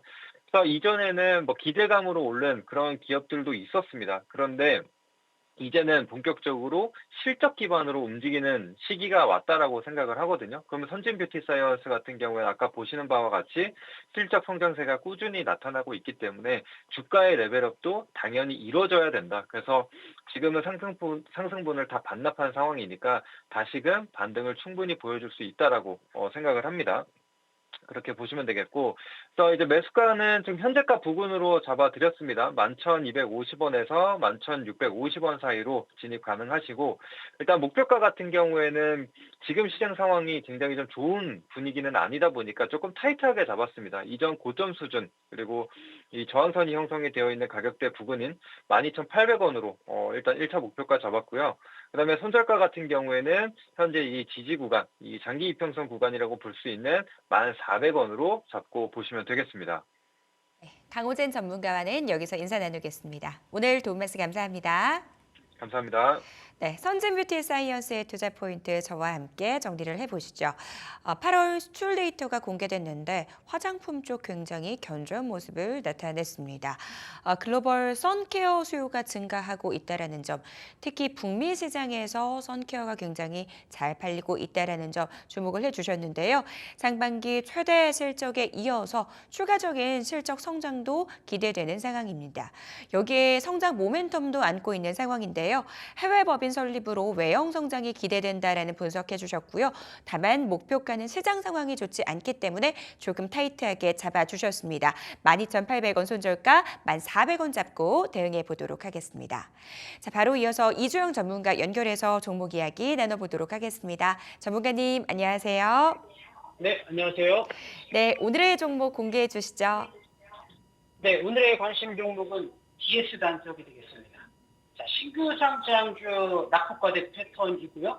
자, 지금과 같이 시장이 다소 이제 상방이 좀 막혀 있는 흐름 속에서 이제 순환매가 좀 돌 수 있는 종목들을 공략하는 것이 9월 달에는 이제 수익률 측면에서 굉장히 좀 유리하다라고 보고 있는데, DS 단석이 이제 뭐 이에 해당되는 유사 패턴이다 이렇게 말씀 좀 드리고요. 자, DS 단석은 바이오 증진류 및 폐자원 리사이클 전문 기업이고요. 뭐 주요 사업 부분은 바이오 에너지가 한 63%, 그다음에 빗서리 리사이클이 23%, 플라스틱 리사이클이 7% 정도 차지하고 있고요. 또 국내 바이오 디젤 수출의 70%를 차지하고 있는 1위 사업자로서 SAF 지속 가능 항공유 시장의 부주적 성장에 따라서 수혜가 좀 예상되는 그런 종목이라고 좀 보시면 될 것 같고요. 특히 이제 그 유럽과 미국 쪽에서 지금 바이오 디젤 쪽에 세제 혜택을 좀 주고 있는 상황이기 때문에 뭐 이런 부분들은 이제 중기 관점에서 호재로 좀 작용할 가능성이 대단히 높아 보이고요. 이제 국내 같은 경우에도 바이오 디젤은 신재생 에너지 연료 의무 혼합 제도에 따라서 수송용 경유 연료의 4%를 의무 혼합하는 것으로 좀 되어 있고 2030년도까지 8%까지 좀 늘어날 것으로 좀 보고 있고요. 또 항공업계 같은 경우에도 바이오 항공유 도입을 추진하고 있는데 이 바이오 정제유의 이 바이오 항공유가 핵심이기 때문에 DS 단석에서도 바이오 정제유 생산을 위한 시설 투자를 좀 했고 10월부터 평택 공장이 본격적으로 가동할 것으로 좀 보여지고 있는 상황입니다. 그리고 이제 배터리 리사이클링 사업 같은 경우에도 2020년도에 1,225억 매출에서 2023년도 2,474억까지 굉장히 좀 가파른 성장을 좀 보여주고 있는 상황이기 때문에 지금 정도 수준이라고 한다면 충분히 좀 접근이 가능하다 이렇게 말씀 좀 드리겠고요. 자, 실적을 먼저 한번 보시면요. 자, 2022년도에 1조 1,000억 원의 매출, 1조 클럽에 달성한 이후에 2023년도 올해 지금 한 1조 정도의 수준을 좀 유지하고 있는데 이렇게 이제 그 실적이 크게 좀 증가하지 못하고 있는 이유는 이제 바이오 디젤의 이제 킬로그램당 가격이 2022년도에는 이제 2,313원이었는데 작년에 1,677원으로 떨어졌고 올해 1,444원까지 내려갔기 때문에 매출이 조금 감소한 것을 좀 파악하고 있고요. 하지만 이제 좀 긍정적인 부분은 지금 이제 EU 집행위가 23년 12월 20일 날 중국산 바이오 디젤에 대한 반도핑 조사를 좀 시작했고요. 8월 말부터 임시 관세를 좀 부과하고 2월 달까지 관세를 조사한 이후에 5년 동안 관세를 좀 확정할 예정이기 때문에 전세적으로 이제 중국의 바이오 디젤을 가장 많이 납품을 하고 있는 상황이기 때문에 이런 부분은 좀 굉장히 좀 긍정적으로 볼 수 있다 이렇게 말씀 좀 드리겠고요. 차트 한번 보시면요. 자, 이 종목이 이제 한때는 이제 신규 상장하고 나서 49만 5천 원까지 내려갔다가 일본 관점 보시면 10만 원 부분이 공모가까지 내려와서 40% 올라갔다가 다시 한번 이 단기 고점 대비해서 50%까지 내려간 상황이고요. 그다음에 이제 기술적 흐름상으로 보시게 되면 한번 바닥 찍고 반등 나왔다가 재반등 주고 있는 상황이지만 지금 보시는 바와 같이 이제 스토캐스틱상 다이버전스가 나와주고 있는 상황이기 때문에 지금 정도면 이제 상승 가능성이 높아 보이고요. 마지막으로 이제 그 2023년도 pre-IPO 했을 때 상장 단가가 7만 9천 원이고 지금 이제 공모가 10만 원 가정했을 때 현재 구간은 굉장히 좀 매력적인 가격대 수준이다 이렇게 말씀 좀 드리겠고요. 자, 가격 전략 잡아드리면 지금부터 8만 원대까지 여유 있게 분할 매수. 자, 1차 목표가는 이제 10만 원 보시고 손절 라인 때는 7만 원 라인 때 제시해드리도록 하겠습니다. 가격 전략 들어봤습니다. 자, 개별주 장세가 지속되면서 종목 고르기가 여간 어려운 게 아닌 최근 시장인데요. 그럼에도 불구하고 우리 딜사이트S 전문가분들께서 언급해 주신 종목은 잘 가고 있는 것 같습니다. 이주영 전문가가 꼽아주셨던 필에너지 최고가 기준 14% 수익률을 기록했거든요. 이 종목 추가적인 전략 세워주시죠. 네, 제가 이제 필에너지와 같은 종목들도 지금과 같은 순환매 장세에서 단기적으로 한 1, 20%, 20, 30% 빠르게 좀 누려볼 수 있는 그런 이제 순환매 패턴에 해당이 되는데요. 자, 차트 한번 이렇게 좀 보여드리면요. 자, 차트의 필에너지 차트 한번 보겠습니다. 지금 보시게 되면 이렇게 주봉상 고점 대비 7, 80% 빠진 상태에서 이렇게 이제 충분히 좀 하락하는 상황에서 이렇게 이제 투매가 나왔던 자리를 기술적 흐름상으로 이렇게 돌려주는 자리, 이런 자리에 이제 눌림목 공략하시면 지금 보시는 바와 같이 이렇게 이제 한 14% 이틀 만에 굉장히 좀 빠르게 수익을 냈었기 때문에 이렇게 순환매 차원에서 이제 올라갈 수 있는 종목들 공략하시면 좋고, 필에너지는 이제 일부 물량을 좀 챙기시되 눌림목을 준다라고 한다면 재공략도 가능한 종목이다, 그렇게 좀 말씀드리도록 하겠습니다. 네, 필에너지에 대한 추가 전략 들어봤습니다. 오늘 도움 말씀 감사합니다. 네, 감사합니다. 네, 이주영 전문가의 오늘 종목 투자 포인트 간단하게 정리를 해보도록 하겠습니다. 자, 지속 가능 항공유 시장이 열리면서 그에 따른 수혜 예상된다 말씀 주셨고요. 목표가 10만 원, 손절가 7만 원 잡고 대응해 보도록 하겠습니다. 딜사이트에서 최고의 전문가들의 수익률 대결은 내일도 계속됩니다. 지금까지 수익사항이었습니다.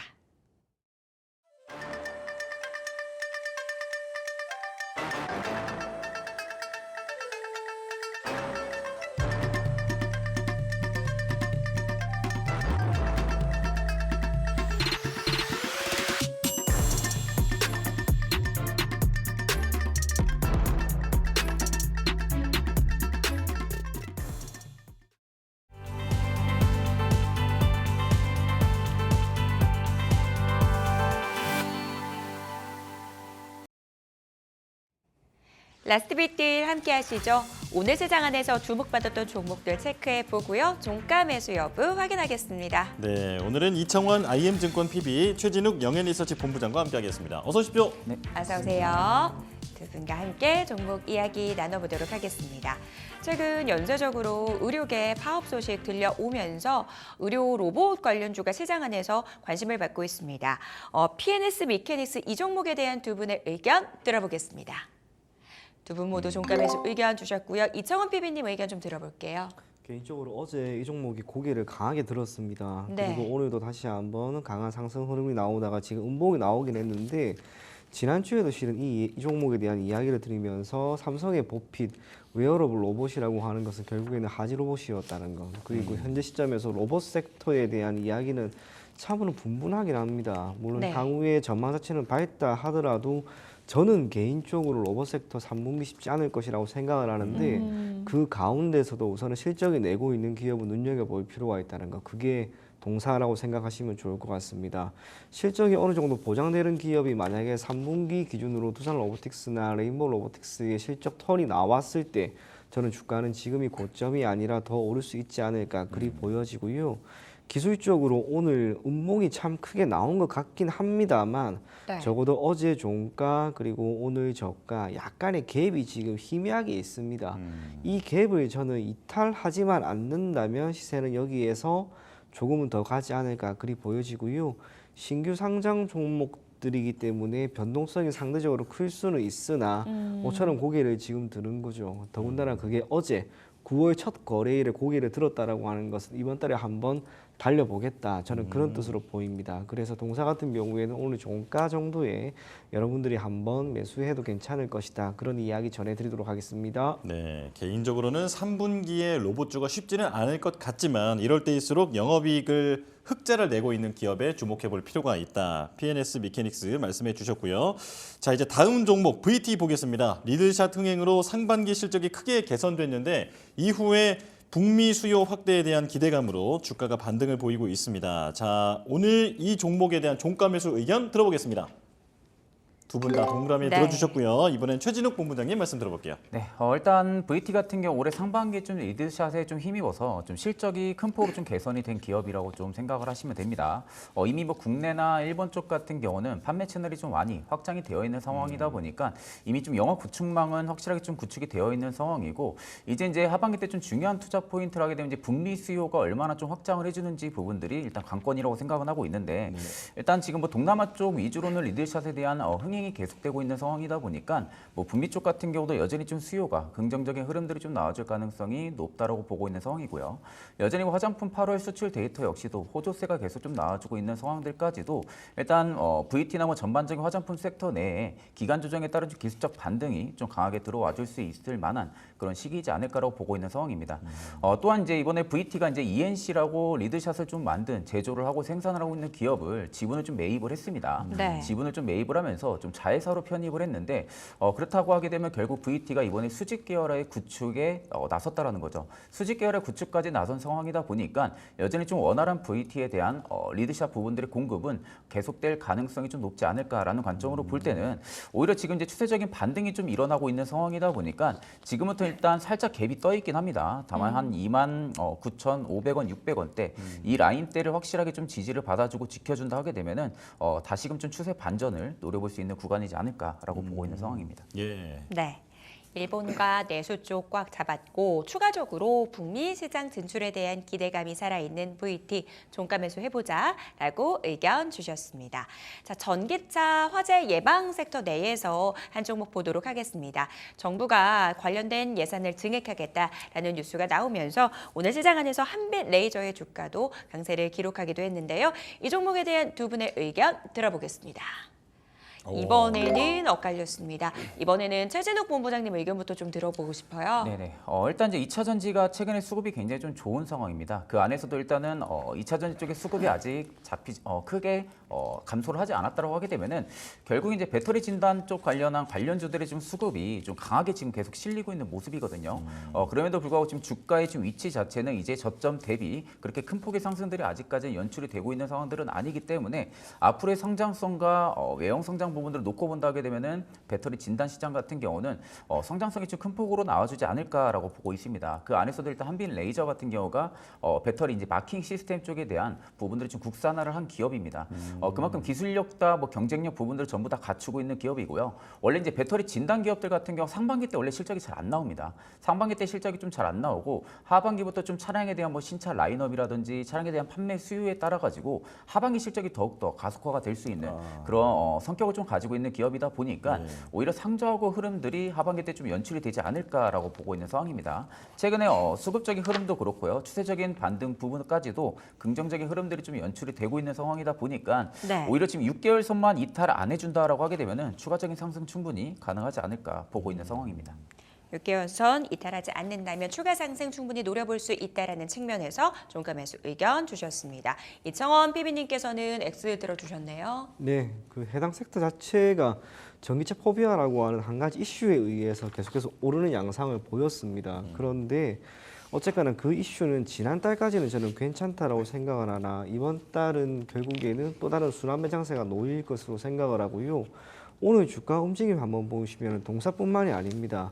전기차 포비아와 관련된 수혜가 많이 나왔던 뭐 이수 스페셜티 케미칼, 한농화성 그런 기업들도 지금 윗골이 많이 달거나 음목 나오기 시작하는데요. 꽤나 많이 체력적으로 저는 지친 구간이다라고 보여집니다. 그래서 이슈가 아무리 강하다고 한들 그 이슈를 기반으로 주가는 계속해서 오르지 않습니다. 더군다나 지금처럼 순환매 장세가 명확하게 나타나는 시점에서는 결국에는 매우 좋았던 섹터도 특정 기간의 시점으로 밀립니다. 제약바이오가 지난달에 그렇게 좋았는데 지난달 말일 ABL 바이오의 충격으로 인해서 지금 밀리는 것과 같은 양상입니다. 그래서 계속해서 해당 섹터를 눈여겨보기보다는 최근에 많이 올라왔기 때문에 이제는 놓아줘야 될 때다라는 생각에서 X 의견 드리도록 하겠습니다. 네. 이미 네, 말씀해 주시죠.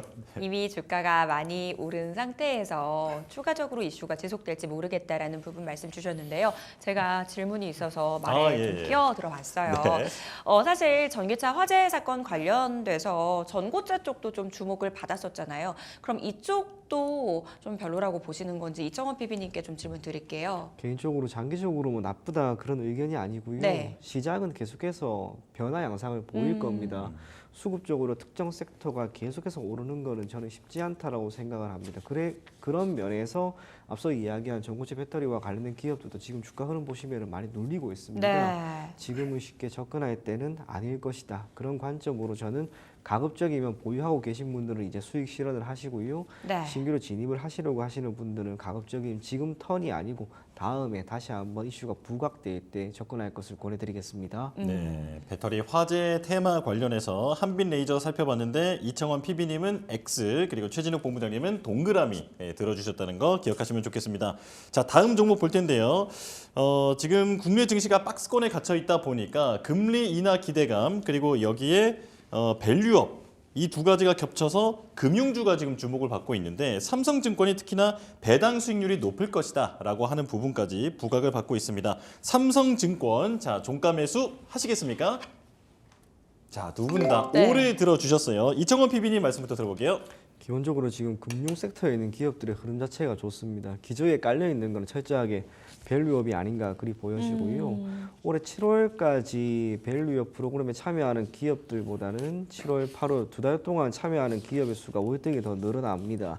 그렇다면 우리나라에 있는 많은 기업들은 점진적으로 밸류업 프로그램에 참여를 하기 시작할 것이고 여기에 대한 평가 기준 중 하나라고 할 수 있는 주주 환원율이라고 하는 측면에서는 결국 배당 수익률이라고 하는 측면이 조금 더 부각이 되지 않을까 그리 보여집니다. 그리고 그 모든 것들은 주가에 묻어날 수 있다라고 하는 점에서 삼성증권의 주가는 지금보다는 조금 더 높은 수준에 적어도 배당이 시행될 가능성이 높은 12월쯤에는 더 높은 곳에 위치해 있을 것이다라고 보여지고요. 시장이 어쨌거나 9월 기준으로 어떻게 될지는 잘 모르겠습니다. 금리 인하가 된다 하더라도 다짜고짜 시장이 턴을 하고 강하게 치고 올라갈 것 같은 그런 느낌은 없으나 시장이 조금씩 개선이 되면은 결국에는 HTS나 MTS를 기반으로 하고 있는 고객의 수수료 수익이 늘어나게 마련입니다. 삼성증권 같은 경우에는 고객이 상당히 많죠. 그렇다면 자연스럽게 브로커리지를 기반으로 하고 있는 수수료 수익은 늘어날 것이다라고 보여지고요. 참고로 시장이 좋다고 해서 증권주가 다 올라가는 게 결코 아닙니다. 지난 10년, 15년 동안 데이터를 토대로 살펴본다 하더라도 네. 시장은 분명히 개선은 되었으나 증권주 같은 경우에는 밀리는 양상이 뚜렷하게 나왔습니다. 그러한 가운데 유일하게 사실상 키움증권만 좋았던 이유는 수수료 수익 때문이고요. 삼성증권 같은 경우에도 지금 이러한 것을 기반으로 해서 수수료 수익을 계속 창출해 내려고 하는 그런 모습을 보이고 있습니다. 그래서 연말 정도까지는 삼성증권은 조금은 편안한 마음으로 접근해보자 그런 이야기 전해드리겠습니다. 네, 자 이번엔 최진욱 본부장님도 의견 말씀해 주실까요? 일단 이제 금리 인하에 있어서 결정적인 또 수혜를 받을 수 있는 금융 섹터이기도 하고요. 네. 일단 이제 밸류 프로그램에 대한 부분들이 지금 밑바탕에 좀 조성이 되어 있는 상태. 앞서서 이제 PB님이 대부분 다 말씀을 해주셨는데 결국 이제 브로커리지 수익 부분들이 상당 부분 좀 좋아질 수 있을 만한 그런 모멘텀들을 일단 가지고 있는 기업이기도 합니다. 다만 이제 일단 조금 염려스러운 부분들이 이제 배당에 대한 부분들이 일단 금융주들의 좀 수급이 조금 더 이어질 가능성이 높은데 사실상 지금 부채 비율이 조금 줄어들고 있기는 해요. 부채가 좀 줄어들고 있는 상황이긴 하지만 유보율이 지금 부채 비율 대비해서 그렇게 큰 폭은 아닙니다. 그러니까 지금 유보율 같은 경우 1,300% 정도 유지를 해주고 있는데 네. 부채가 거의 700% 정도 된다고 하게 되면은 상당 부분 부채가 그래도 어느 정도 좀 있는 부분들입니다. 그렇기 때문에 아마 이 고배당에 대한 부분들이 일단은 조금은 리스크가 좀 있을 가능성도 좀 저는 좀 있지 않을까라고 보고 있는 상황이고 보통 금융주들이 좀 개인 투자자분들이 잘 안 좋아합니다. 네. 워낙 좀 느리게 움직이기도 하고 좀 그런 부분들이 있다 보니까 답답한 성격들 때문에 많이 안 좋아하는데 최근에 좀 삼성증권의 수급만 놓고 보면 외국인, 뭐 투신 할 거 없이 메이저들의 수급이 계속 좀 이어지고 있는 상황이거든요. 보통 그 안에서도 투신의 수급이 이어진다 하게 되면은 단기적인 수익성을 바라보고 들어오는 수급이기 때문에 충분히 종가 매수 가능하다고 보고 있는 상황입니다. 네. 네. 기승전 밸류업. 오늘 시장 안에서 밸류업 관련주들의 수급 쏠림 현상 이어지고 있는데요. 삼성증권 두 분 모두 종가 매수해봐도 좋겠다라고 말씀 주셨어요. 특히 최진욱 본부장님의 경우에는 밸류업 관련주들 특히 그 안에서 금융주들 좀 엉덩이가 무거워서 개인 투자자들이 선호하지 않는 경향이 있지만 메이저 수급이 들어오면서 단기 시세에도 충분히 기대해 볼 만하다라고 말씀 주셨습니다. 자, 클래시스로 넘어가 보도록 하겠습니다. 오늘장 이 종목 강한 상승세 나타나고 있습니다. 이로다와 합병을 통한 시너지 기대된다라는 이야기 나오고 있는데요. 이 종목에 대한 두 분의 의견 들어보겠습니다. 두 분 모두 종가 매수 의견 주셨는데요. 이번에는 이창원 PB님 의견 좀 들어볼게요. 주가 흐름 자체가 최근에 소폭 조정세를 마무리 짓는 그런 느낌을 받고 있습니다. 네. 오늘도 종가가 거의 최고가까지 올라왔고요. 지금과 같은 흐름이라면 저는 결국에는 6월 19일에 보였던 56,900원 이 구간을 돌파할 것 같은 그런 느낌을 많이 받고 있습니다. 호가창에서의 움직임도 괜찮았습니다. 그러한 상황에서 이제 미국 시장에 진출을 했고요. 점진적으로 판매를 조금 더 확충하기 위한 움직임을 보이고 있습니다. 그러한 가운데 지금 미용 관련 의료기기 기업들이 보이고 있는 높은 수준의 영업이익률, 영업이익률이 계속해서 높게 나온다라고 하는 것은 해당 산업이 지금은 매우 과속 성장기에 놓여 있다는 것으로 봐야 됩니다. 영업이익률이 낮은 수준을 유지한다라고 하는 것은 산업 기준으로 성숙기에 접어들었거나 그게 아니면 쇠퇴기라고 할 수 있는데 지금 클래시스 또 비올 같은 기업들의 영업이익률 보시면은 입이 떡 벌어집니다. 그게 의미하는 것은 결국에는 여전히 성장세는 가파르다라고 하는 것으로 접근하는 게 좋을 것 같고요. 그러한 관점에서 클래시스 같은 경우에는 결국에는 주가도 계속 우상향하지 않을까 그리 보고 있습니다. 참 편안하게 접근해도 괜찮을 것 같습니다. 그래서 신규로 매수하려고 하시는 분들은 뭐 오늘 한번 잡으셔도 괜찮고요. 사실상 5만 원에서 5만 2천 원 사이는 어떤 가격도 상관이 없을 것 같습니다. 네. 그저 편안하게 잡고 홀딩하는 전략, 그것으로 충분히 좋은 결과 만들지 않을까 그리 보여집니다. 탄탄한 실적을 기반으로 주가 우상향 기대해 볼 수 있겠다라고 글래시스에 대해서 말씀 주셨습니다. 최진욱 본부장님 좀 덧붙여 주신다면요. 일단 이제 슈링크 유니버스 같은 경우가 지금 유럽 시장의 확대가 이제는 본격화가 되는 시점이고요. 특히 이제 볼류머 제품이 지금 수출이 굉장히 많이 늘어나고 있는 상황입니다. 특히 뭐 미국이라든지 뭐 그리고 일본, 중국 쪽에 지금 반응이 굉장히 좋은 상황입니다. 그로 인해서 오히려 좀 수출 확대에 대한 부분들의 모멘텀이 좀 붙어질 가능성이 굉장히 좀 높다고 보고 있는 상황이고요. 가장 좀 매력적인 부분들은 다른 의료기기 대비해서 소모품 판매 매출이 굉장히 높다라는 거예요. 특히 이제 소모품 판매 매출이 높다라는 것은 당연히 실적으로 연계성으로 우리가 볼 수가 있는 부분들이고 보시는 것 같이 유보율이 지금 4,000%가 넘는 상황입니다. 뭐 부채는 32%밖에 되지가 않죠. 그만큼 현금성 자산들이 굉장히 많다라는 것은 향후에 뭐 신사업이라든지 R&D 이런 부분들까지도 우리가 기대를 해볼 수가 있는 상황들이다 보니까 오히려 지금 추세가 바닥권, 뭐 결국엔 지금 추세가 하향 추세로 바뀐 상황들은 아니기 때문에 저는 충분히 박스 돌파가 나와주지 않을까 그렇게 보고 있는 상황이다 보니까 오히려 지금 종가에서 저는 지금 자리도 뭐 안정적으로 잡으셔도 나쁘지 않은 수익률 거둘 수 있지 않을까 그렇게 보고 있는 상황입니다. 네. 두 분 모두 클래시스에 대해서 종가 매수 의견 주셨습니다. 저희는 마감 지보 듣고 돌아오겠습니다.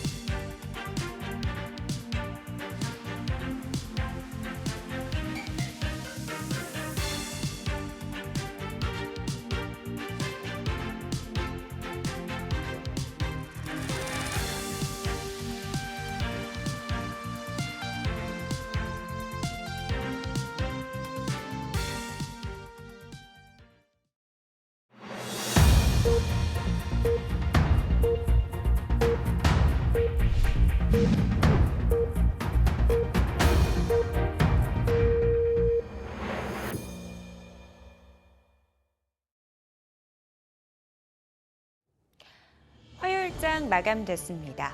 시장을 끌어줄 만한 특별한 매수 조치가 부재한 상황에서 오늘 양대 지수는 하락세로 마감이 됐습니다. 미국의 9월 금리 인하가 기정사실화되면서 과연 B컷일지, 베이비컷일지에 대한 그 여부도 시장 안에서 주목을 받고 있는 상황인데요. 일단 시장 안에서는 이 50bp 인하 가능성에 대해서 굉장히 낮게 보고 있는 그런 상황입니다. 하지만 만약 고용 지표가 생각 같지 않다면 B컷 가능성도 여전히 열려 있고요. 만약 이렇게 된다면 달러 값이 큰 폭으로 떨어질 가능성도 있기 때문에 관련된 내용들 우리가 주목해 볼 필요가 있을 것 같습니다. 일단 오늘 원달러 환율 0.2% 오름세를 기록하면서 1341원 60전 수준에서 마감 대기하고 있습니다. 위안화 약세와 연동된 흐름 확인해 보실 수가 있습니다. 먼저 거래소 쪽 분위기 저와 함께 체크를 해보시죠. 간밤 뉴욕 증시가 휴장한 가운데 오늘도 업종별, 종목별로 좀 차별화 장세가 이어졌습니다. 수급적으로는 현물 시장에서 외국인과 기관이 양매도에 나섰고요. 선물 시장에서도 외국인들이 매도 우위를 펼쳤습니다. 과연 2차 전지가 어제 이어서 오늘도 시세 연속성을 가져갈까? 많은 분들의 관전 포인트였을 것 같은데요. 결국 가져가지 못했고요. 그렇다면 이 반도체가 살아날까? 반도체도 살아나지 못했습니다. 여전히 시장 안에서 주도주가 보이지 않는 그런 모습이었는데요. 이 시각 현재 코스피 지수 오늘 0.6% 밀리면서 2664선을 기록했습니다. 코스닥도 넘어가 보도록 하겠습니다. 강보학 출발 이후에 장중 낙폭이 확대가 됐습니다. 코스피 시장과 마찬가지로 외국인과 기관의 양매도가 펼쳐졌는데요. 개별주 장세 안에 속에서 1% 넘는 낙폭을 기록했고요. 결국 760선에서 마감이 됐습니다. 시가총액 상위 종목들의 움직임도 짚어보도록 하겠습니다. 돌아오지 않는 이 반도체 투심입니다. 장중 삼성전자와 SK하이닉스의 낙폭이 확대되는 모습이었죠. 피크아웃 우려 속에서 삼성전자가 2.5%대 하락, SK하이닉스는 3.2%대 약세 흐름을 나타냈습니다. 이 가운데 오늘 완성차 쪽도 많이 밀렸습니다. 현대차가 3.4%대 하락을 기록했고요. 기아차 역시 동반 약세 흐름을 기록했습니다. 밸류업 종목 내에서 순환매 양상이 이어지고 있습니다. 오늘은 손모사 쪽이 좀 강한 모습을 보였는데요. 반면 또 시세의 시작이었었던 KB금융쪽은 오늘 약보합권에서 마감이 됐습니다. 기아차는 3.68% 하락으로 마감이 됐고요. 삼성전자 우선주는 1.6%대 하락률을 기록했습니다. 하지만 이런 시장 안에서도 삼성물산은 강한 상승 탄력을 보여줬습니다. 신재생 에너지 관련된 사업 시장 안에서 부각이 됐고요. 주주 환원책에 대한 기대감도 높게 평가가 됐습니다. 6.03% 오르면서 15만 4,800원을 기록했고요. 이 가운데 삼성 SDI는 0.5% 강보합권 움직임을 보였습니다. 코스닥 시가총액 상위 종목들의 움직임도 짚어보도록 하겠습니다. 오늘 장중에 이 알테오젠과 에코프로비엠 간의 1위 싸움이 계속 엎치락뒤치락하는 모습이었습니다. 하지만 오후장 들어서 이 알테오젠이 상승세를 기록하면서 결국 1위를 기록했고요. 에코프로비엠은 4% 밀리면서 2위를 기록했습니다. 이 가운데 오늘 2차 전지 소자 쪽 어제는 좀 좋은 모습을 보였지만 많이 밀리는 종목들이 확인이 됐습니다. 엔캠 같은 경우는 3.7%대 약세권 움직임 보였습니다. 삼천당제약도 오늘 하락세를 기록했습니다. 비만주 내에서 인벤티지 랩의 경우 글로벌 진출 기대감에 시세를 분출하기도 했는데요. 함께 묶어서 체크해 보시기 바라겠고요. 리가켄바이오가 4%대 하락, 휴젤은 3.7%대 하락률을 기록했습니다. 하지만 미용 의료기기 단 안에서 클래시스는 장 막판에 더 강한 상승 탄력을 보여줬죠. 2.98% 오름세를 기록하면서 51,800원을 기록했습니다. 실리콘투 역시 연이틀 강세를 기록했습니다. K뷰티 관련 모멘텀 부각되고 있고요. 실리콘투 4.1%대 상승률 기록했고요. 이 가운데 레인보우 로보틱스는 3%대 약세, 그리고 펄어비스도 1.3% 하락으로 마감이 됐습니다. 시가총액 상위 종목들의 움직임까지 짚어봤습니다. 내일의 전략 세워봐야 될 텐데요. 이정원 PB님, 내일장 포인트 짚어주시죠. 다른 거 배제하고 1차적으로 9월에 증시가 안 좋을 것이다라고 하는 그런 전망이 우선은 나오고 있는데요. 최근에 3년 동안 9월에 증시가 안 좋기는 안 좋았습니다. 하지만 전체적으로 본다면 2001년부터 시작을 해서 평균적으로 9월의 경우 2001년, 2년 큰 폭으로 밀렸던 시점을 제외하면 오히려 양의 수익률이 나왔습니다. 그게 의미하는 것은 9월 기준으로 최근 3년 동안 증시 흐름이 안 좋았다라고 하는 그 점만으로 우리가 시장을 굳이 부정적으로 볼 필요는 없을 것이다. 그리 보여지고요. 네. 아쉬운 게 있다면 지금 시장이 철저하게 반도체, 2차 전지, 제약바이오, 제 개인적으로 주도 섹터가 정말 없습니다. 차지하는 비중이 높은 섹터가 우선 있어야 되는데 그게 없는 거죠. 간헐적으로 테마를 가지고 있는 섹터가 역시 있긴 있으나 그들이 시장의 움직임을 대변한다고 할 수는 없습니다. 그러한 상황에서 외국인들이 매수세를 우선은 강하게 또 들어와야 하는데 지금 기준으로 선물 시장에서는 우선은 들어오고 있지 않고요. 현물 쪽에서도 역시나 매도세를 보이고 있습니다. 그렇다면 우리가 이번 달 시장에 대해서 조금은 보수적으로 역시나 접근할 필요가 있지 않을까. 그도 그럴 것이 통화 정책에 큰 변화가 있을 달입니다. 그러면 거기에 맞춰서 저는 분명 움직이는 섹터가 나올 것으로 보여지는데 그게 우선 어디가 될지는 저 또한 잘 모르겠습니다. 하지만 나오긴 나옵니다. 그렇다면 그때까지는 가급적 현금 비중을 조금 더 늘려두고요. 외국인들의 수급을 계속해서 지켜보면서 그중에서도 선물 쪽에서 외국인들이 큰 폭으로 매수세를 보이는 시점, 그 시점을 우리가 조금 기다리면서 한번 접근해보자. 그렇게 이야기 전해드리도록 하겠습니다. 네, 현금 비중을 좀 늘리면서 보수적으로 접근해보자 이렇게 말씀을 해주셨습니다. 최진욱 본부장님은 어떻게 조언해 주실까요? 일단 당장 형성 자산을 100% 쓸 만큼 공격적인 매수는 아직은 좀 자제를 해야 되는 시점이라고 보고 있고요. 있고요. 그렇다고 네. 지금 현금성 자산을 뭐 많이 가지고 있다거나 그런 부분들은 아니라 어느 정도 일부 포트에 대한 비중을 좀 유지를 하면서 100%의 자산은 아직은 좀 다시 쓸 시기는 아니라고 보고 있습니다. 일단 지금 고용지수 발표도 앞두고 있는 상황이고요. 결국 이제 금리 인하에 가장 민감하게 좀 수치로 좀 환산이 될 수 있는 지표이다 보니까 좀 이런 부분들이 좀 관망세가 조금 더 강하게 좀 나타나고 있는 부분들이고 이제 2주 뒤면 또 명절입니다. 일단 이제 명절을 또 앞두고 있는 상황이다 보니까 만약에 현금성 부분들이 필요하신 분들 같은 경우 다음 주에는 전량 매도로 또 진행을 하셔야 되거든요. 매도해서 또 자산을 빼야 되는 그런 상황들까지도 일단은 엮여 있는 부분들이기 때문에 조금 더 수급적인 부분들이 약할 가능성이 좀 높다라고 보고 있는 상황이고요. 이렇게 양시장 모두 개인 매수세만 계속 좀 유지가 된다고 하게 되면은 네. 결국 오늘 시장 움직이는 것처럼 테마성으로밖에 움직일 수밖에 없습니다. 그러니까 결국 이제 상반기에 좀 주도했던 섹터들의 힘이 아직 안 나오고 있는 상황이다 보니까 이 바톤을 누군가가 받아주고 그 누군가가 오히려 주도로 계속 좀 이어 나가줘야 되는데 그런 부분들이 아직은 딱히 보여주고 있는 모습들이 없기 때문에 좀 그런 점을 좀 체크를 해볼 필요성이 있다고 보고 있고요. 오늘 2차 전지 쪽에 좀 살짝 매물이 나왔습니다. 네. 매물이 나왔다고 하게 되면은 아마 오늘 미증시가 개장하고 나서 엔비디아의 좀 움직임을 보고 내일 아마 반도체가 조금 움직일 가능성도 높지 않을까라고 보고 있는 측면이다 보니 좀 공격적인 매수는 좀 자제를 하면서 보수적인 좀 관망세는 어느 정도 좀 유지를 해볼 필요성도 있다고 보고 있습니다. 주도주가 안 보이는 시장, 테마 장세가 이어지고 있습니다. 두 분 모두 공통적으로 조금은 보수적인 관점에서 시장 대응해보자라고 말씀 주셨으니까요. 투자에 참고해보셨으면 좋겠습니다. 자, 내일장 주도 섹터 투자 전략 이야기 나눠보도록 하겠습니다. 이정헌 PB님, 오늘 밸류업 관련주 그나마 시장 안에서 좀 주목을 받았는데요. 내일도 주목해도 될까요? 개인적으로 내일 또 갈 것인가 그거는 잘 모르겠습니다만 적어도 이번 달에 밸류업 쪽은 상대적으로 기타 섹터에 비해서 조금 더 강하지 않을까 그런 생각을 가지고 있습니다. 그리고 그럴 것이 지금 9월입니다. 그러면 12월에 1차적으로 배당이라고 하는 것을 얻기 위해서 자금이 조금씩 유입되는 경향을 보일 것이고요. 그게 금융지주사들 그리고 큰 틀에서는 밸류업 프로그램 관련된 기업들의 주가를 견인하지 않을까 그리 보여집니다. 핵심은 금융 쪽으로 잡으시면 됩니다. 네. 어제 NH투자증권에서 추후 비금융 업종에 대한 밸류업 프로그램 공시기업을 눈여겨볼 필요가 있다라고 하였지만 여전히 시장은 그래도 금융사 위주로 아마 움직이지 않을까 그리 보여집니다. KB금융, 신한지주, 그리고 메리츠금융지주 이런 기업들은 말 그대로 가지고 있으면 지난해 기준보다는 조금 더 높은 수익에 배당 수익률이 우선은 기대가 되고요.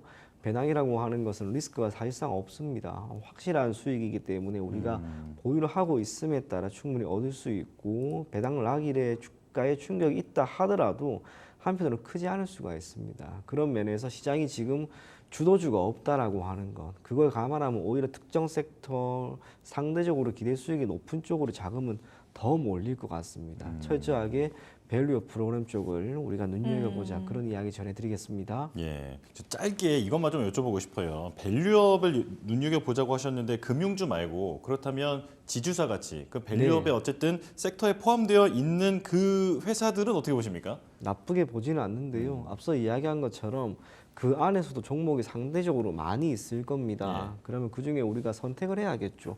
그 선택지는 가급적이면 줄이자는 것. 그렇다면 금융주가 저는 더 나을 것 같습니다.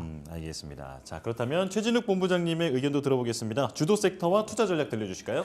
일단 저는 조심스럽게 내일은 좀 반도체 쪽이 움직이지 않을까라고 좀 보고 있는 상황이거든요. 일단 이제 나스닥 선물도 지금 보합권을 계속 좀 유지를 해주고 있는 상황이다 보니까 오늘 일단 뭐 미증시가 개장을 하고 나서 엔비디아의 움직임을 좀 봐야 되는 움직임 필요성은 좀 있긴 합니다. 다만 최근에 좀 엔비디아도 그렇고요. 최근에 국내 증시의 반도체 주들의 기간 조정이 좀 가파르게 나와준 상황이에요. 보통 이렇게 주도주 섹터에 좀 가파른 조정이 나온다고 하게 되면은 기술적 반등 역시도 좀 강하게 들어와줄 가능성이 좀 높다고 보고 있는 상황이고요.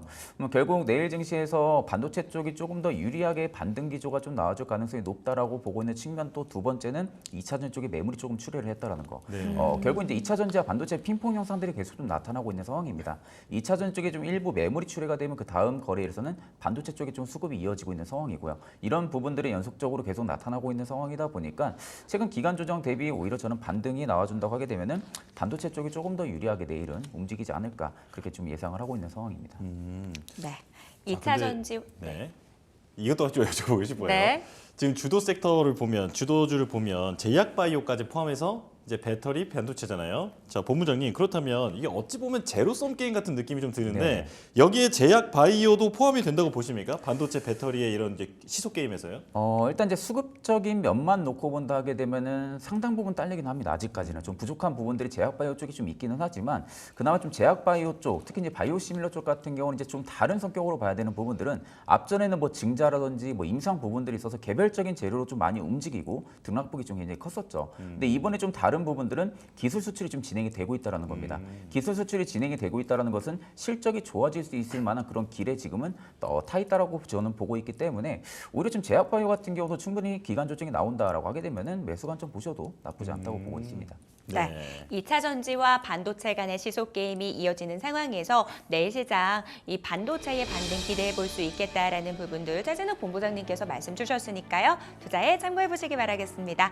자, 딜사이트 마감 노트 오늘 저희가 준비한 내용은 여기까지입니다. 네, 저희는 내일 다시 돌아오겠습니다. 시청해주신 여러분 고맙습니다.